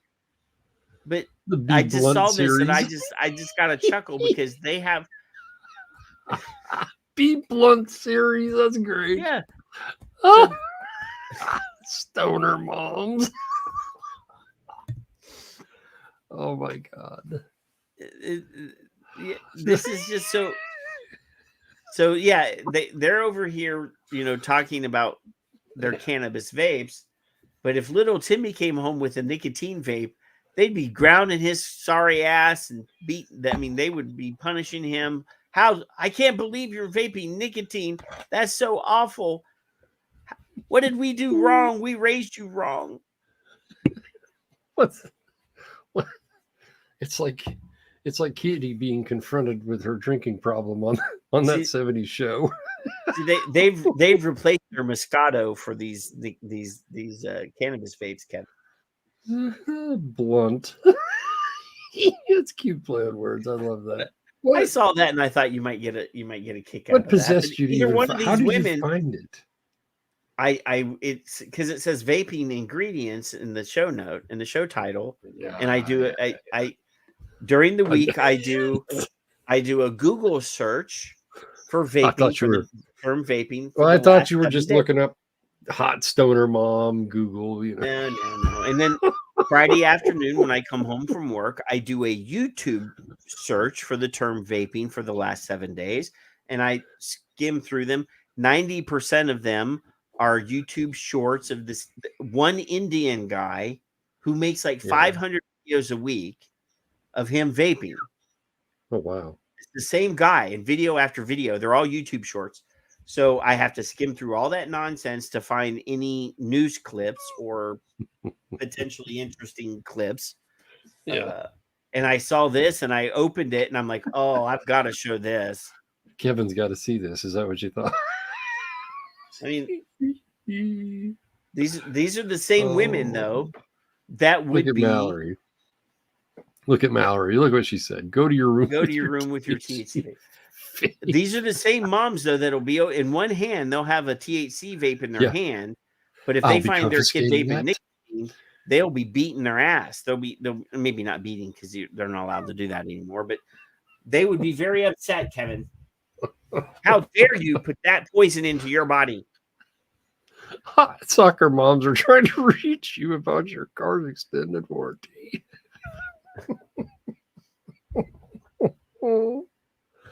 But yeah, this is like Stevie Nicks and Christine McVie over here. These are the, there's still hope for Stevie and me. I don't know. The brunette with her leopard print shirt and the I didn't blonde see that. with her tie dye. Yeah. Yeah. Let me reshare. Ahead, I hear you clicking. I actually have a. My wife will always buy like animal print clothes, and I'll be like, "Are you trying to look like a prostitute?" That's the wrong question.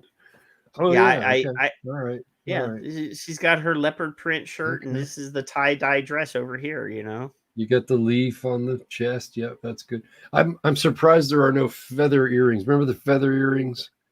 Now that was definitely a 70s affectation, Kevin. I love them feather earrings. Just like a white-winged dove. Oh, Stevie's my girl.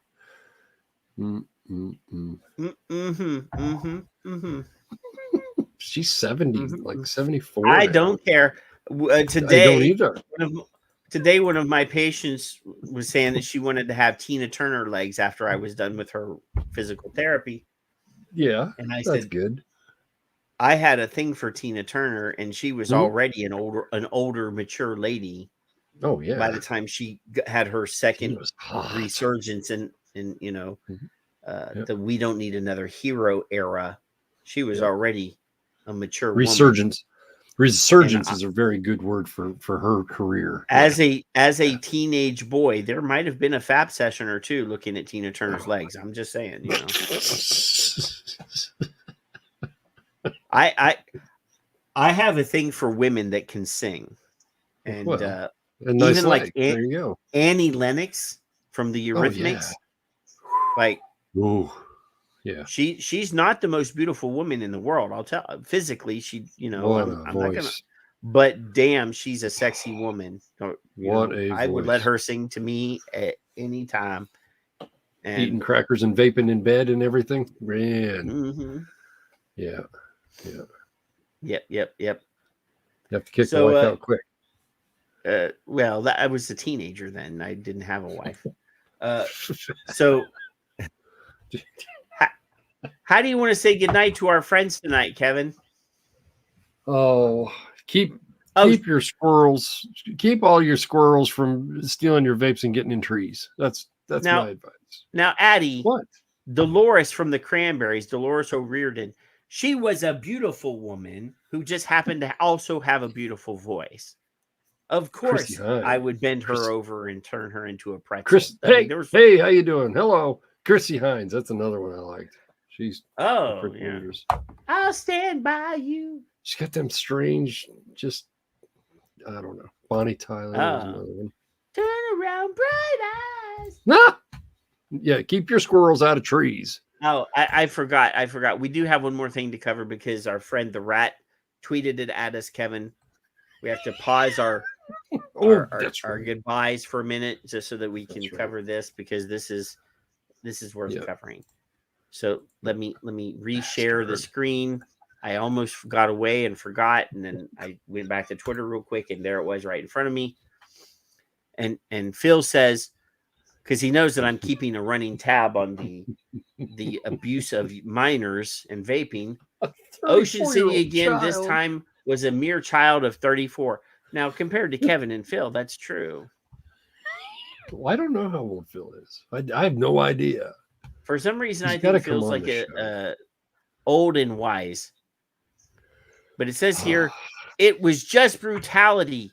Parents upset after seeing son get punched by officer during vaping arrest. So should we hazard the video? I bet you there's an ad. Let's Intentionally smoked his vape. Goodness gracious. Let's see. It's spinning.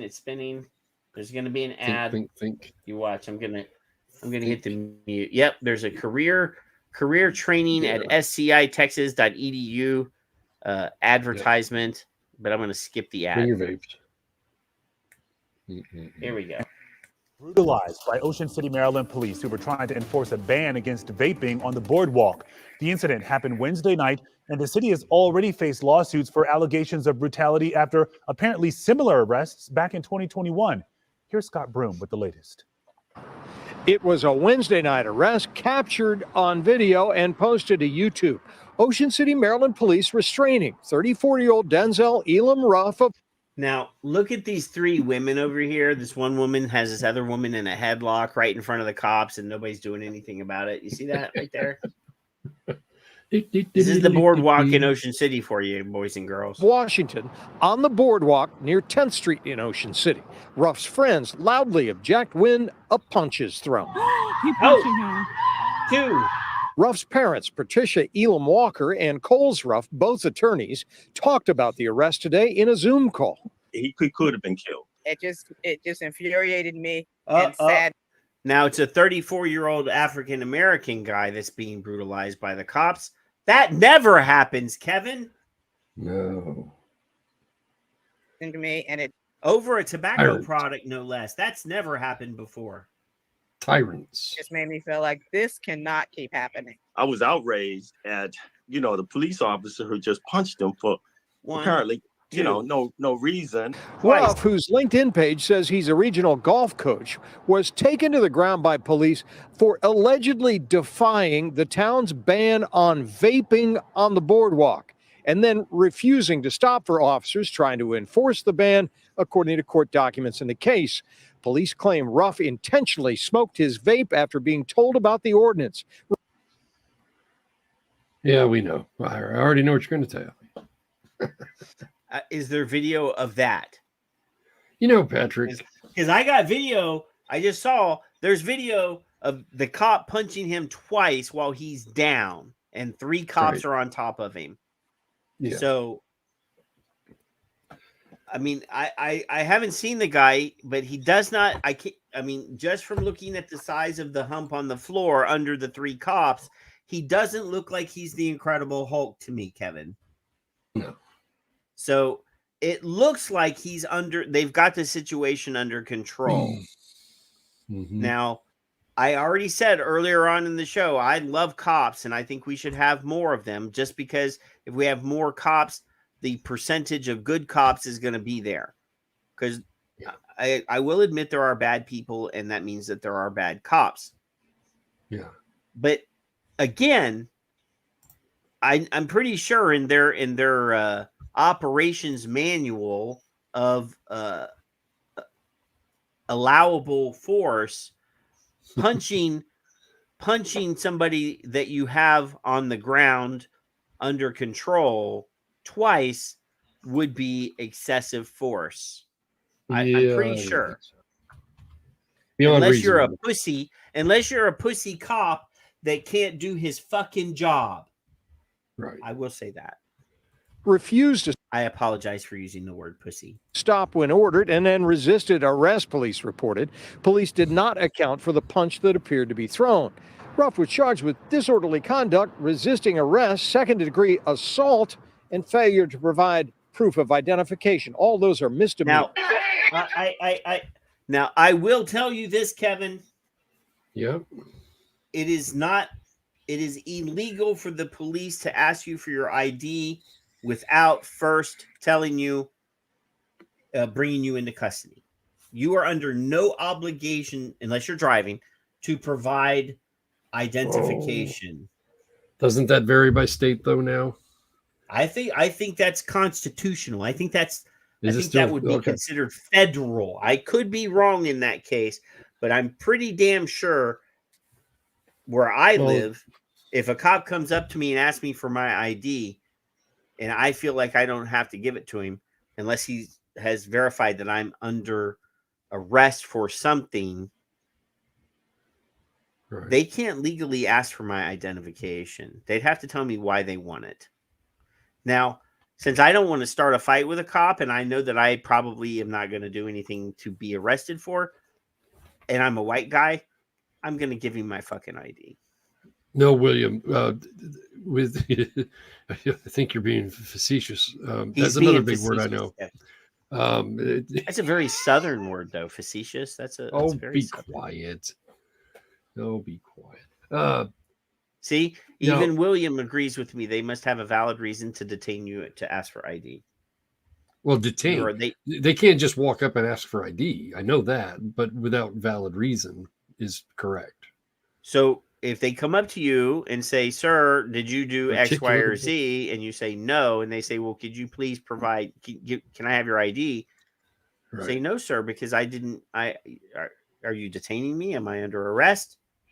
Then you can have it, but I want to know what I'm being arrested for. Right. There's a really cool video that's going around, Kevin, of a cop who apparently walked up in somebody's house, walked through the front door, up some stairs to the second floor, and opened the bedroom door of a house. I saw it. It's there. What? Without a warrant, and then arrested the guy because he was in his house illegally. The cop was in the house illegally, and the guy would not comply. He's suing the fuck out of the state of New York. It was just like, I bet he is. Yeah. The arrest comes after similar videos and claims of brutality in 2021 that resulted in NAACP threats of a boycott in Ocean City. In a statement about Wednesday's incident, police said our officers are permitted to use force per their training to overcome exhibited resistance, and all uses of force go through a detailed review process. Ocean City, Maryland police who were trying to enforce a ban. Hey, what force was there, or what resistance? The guy was down. I didn't see any movement, Kevin. I have a Did you see any movement? No. Well, the video I didn't sucks, see any but movement. Here, look. Look. Reported. Police did not account for the punch that appeared to be the thrown. guy's on the Ruff guy's was down. charged with disorderly conduct, resisting arrest, second-degree assault, and failure to provide proof of identification. All those are misdemeanors. The arrest comes after similar videos and claims of brutality in 2021. That's a teenager, by the way. NAACP. That cop, me and that person on the ground in that video clip is a teenager. 2021 that resulted in NAACP threats of a boycott in Ocean City. In a statement about Wednesday's incident, police said our officers are permitted to use force per their training to overcome exhibited resistance, and all uses of force go through a detailed review process. Ruff's parents are not impressed. It was just brutality. So I'm concerned that this is a pattern that's going on in Ocean City. In a written statement, Ocean City stands by its vaping and smoking restrictions on the boardwalk, saying the ordinance is designed to... It's not the ordinance that's being argued. It's the fucking police response to a minor infraction. I have two statements for this. They should have de-escalated. That's the word that a lot of the progressive use. Where's the de-escalation? Yeah. It sounds like he was maybe he was drunk and he was vaping on the boardwalk and they went up to him and he was probably one of those kind of people that might be a smart ass when they're drunk. And the cop could have de-escalated and said, "I'm sorry, sir, but I'm going to have to confiscate your vape." That would have been so much better. Or here's your ticket for, Michael Redfern's right.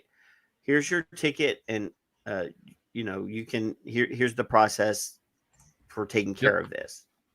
Yep. Keep our beautiful beach clean. In Maryland, Now- trying to enforce a ban. I've been to Ocean City. When he says that they're trying to keep their beautiful beach clean, it's not very beautiful. I have two quotes for this because it ain't my own. Now, I'm not going to include this on the list of childhood abuse videos because it is a 34-year-old man, but yes. Somebody's child, but yeah. The one is Cato Institute, which you referred to earlier to the WHO, by the way. They're my the friends. The more laws we pass, the more chances there are for people to run afoul of the police, especially when we outlaw peaceful activities such as selling untaxed cigarettes, and that's concerning the death of Eric Garner in New York. The other quote that I never fact-check these because allegedly the internet always tells the truth. When people fear the government, there's tyranny. When the government fears the people, there's liberty. I don't think the government should fear the people necessarily, but there should be a whole shitload of respect. Now, The fucking I agree government with should Michael. fear the people, Kevin. I mean, Well, literally, within that reason. is the whole point of our Constitution. The government should serve and be afraid of the people. Serve, correct. Because the people can replace them. So Michael has the greatest point to me. They should have said, if you're doing that, we're going to give you a ticket. Oh, you did it again. Give me your ID. Here's the ticket, or however that process goes, and walked away. Why the fuck are you holding the fucker down? Yeah. The de-escalation thing is serious. That never happened. The de-escalation thing did not happen. Obviously. No. So in addition to the competition of the Vape Cats tweet of the week, Kevin, a tweet that I had not seen from earlier today just flashed across my screen and it caught my attention from our friend Dr. Charles Gardner. So as a parting shot, I will add this to the mix. This is from Charlie. He says, according to the CDC, 3.2 million U.S. high school kids binge drink, causing 3,900 deaths every year. Public health response, shrug. Kids will be kids. And 0.9 million high school kids vape nicotine frequently, causing 0 deaths. Public health response, moral panic. Ah! That's a pretty good tweet. I like that. A damn men. I'm gonna like that with a heart. I I'm gonna retweet that love right now. Charlie, despite his despise of us. He does. And I have video of him saying, "I don't like either of you." I might show know. that at the end of the show tonight. I know. We got the biggest kick out of that. That will live in infamy. But I think that was like the first time he was on our show. No, If I'm going to be disliked, it better be somebody like Charlie that dislikes me. It's an honor. Well, I don't like you either. Well, I'm not honored by you doing that. But Yeah. yeah. I mean, hey, I seen And Lance only Churchill is back. I haven't seen him in a long time here. I just saw a tweet from him. Who? Lance Churchill. Oh, Lance. Good. Yeah, I haven't seen him for a while, but he just liked the one of the responses to of all the dumbass reasons to get a beating from a cop reply to the exactly.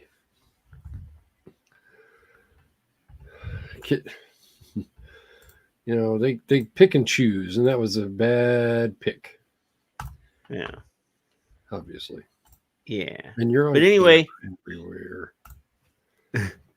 Bastard says there's a good little speech on this in the V for Vendetta. If you wait 1 second. If you wait 1 second, I can go over here to play that exact thing. 1 second here. Just listen. Listen with your ear holes. Let me make sure the volume over here is turned up pretty good so that you can, because this just happens to be already loaded in my my sound effects.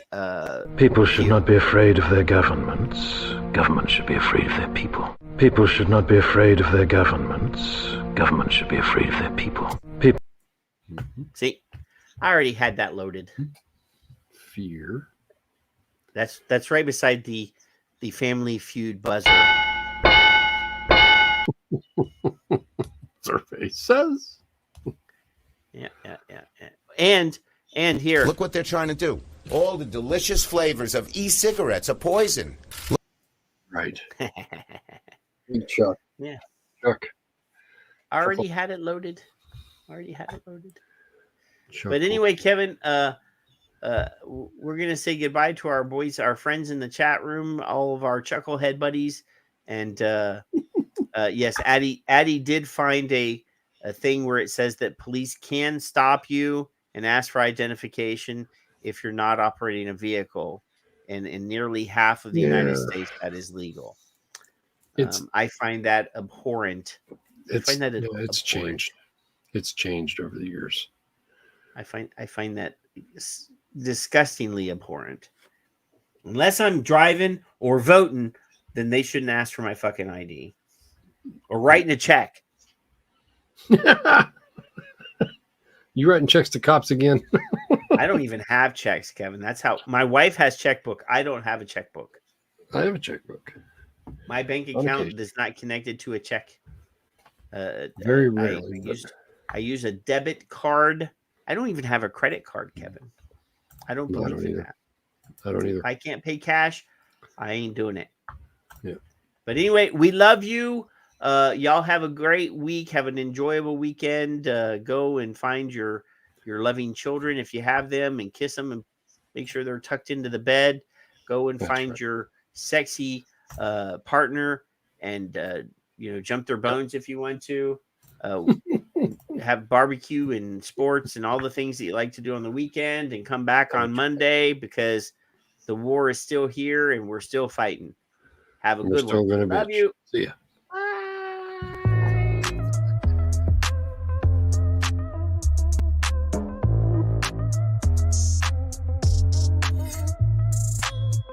But, then you've got people on the other side saying, well, but experts disagree, which is a kind of typical merchants of doubt tactic.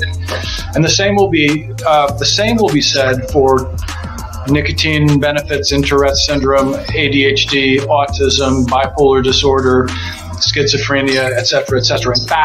In fact, a lot of research is looking at cross-sectional studies that find associations and trying to claim that nicotine causes those things. They want to when all logic says that people with those things are using nicotine because it helps them, but so we're going to face that. But I mean, one of the ways to deal with this is to get people to tell their personal stories. I should be the last one to ask anyone to do that. Why? Because an adult living with ADHD is already stigmatized.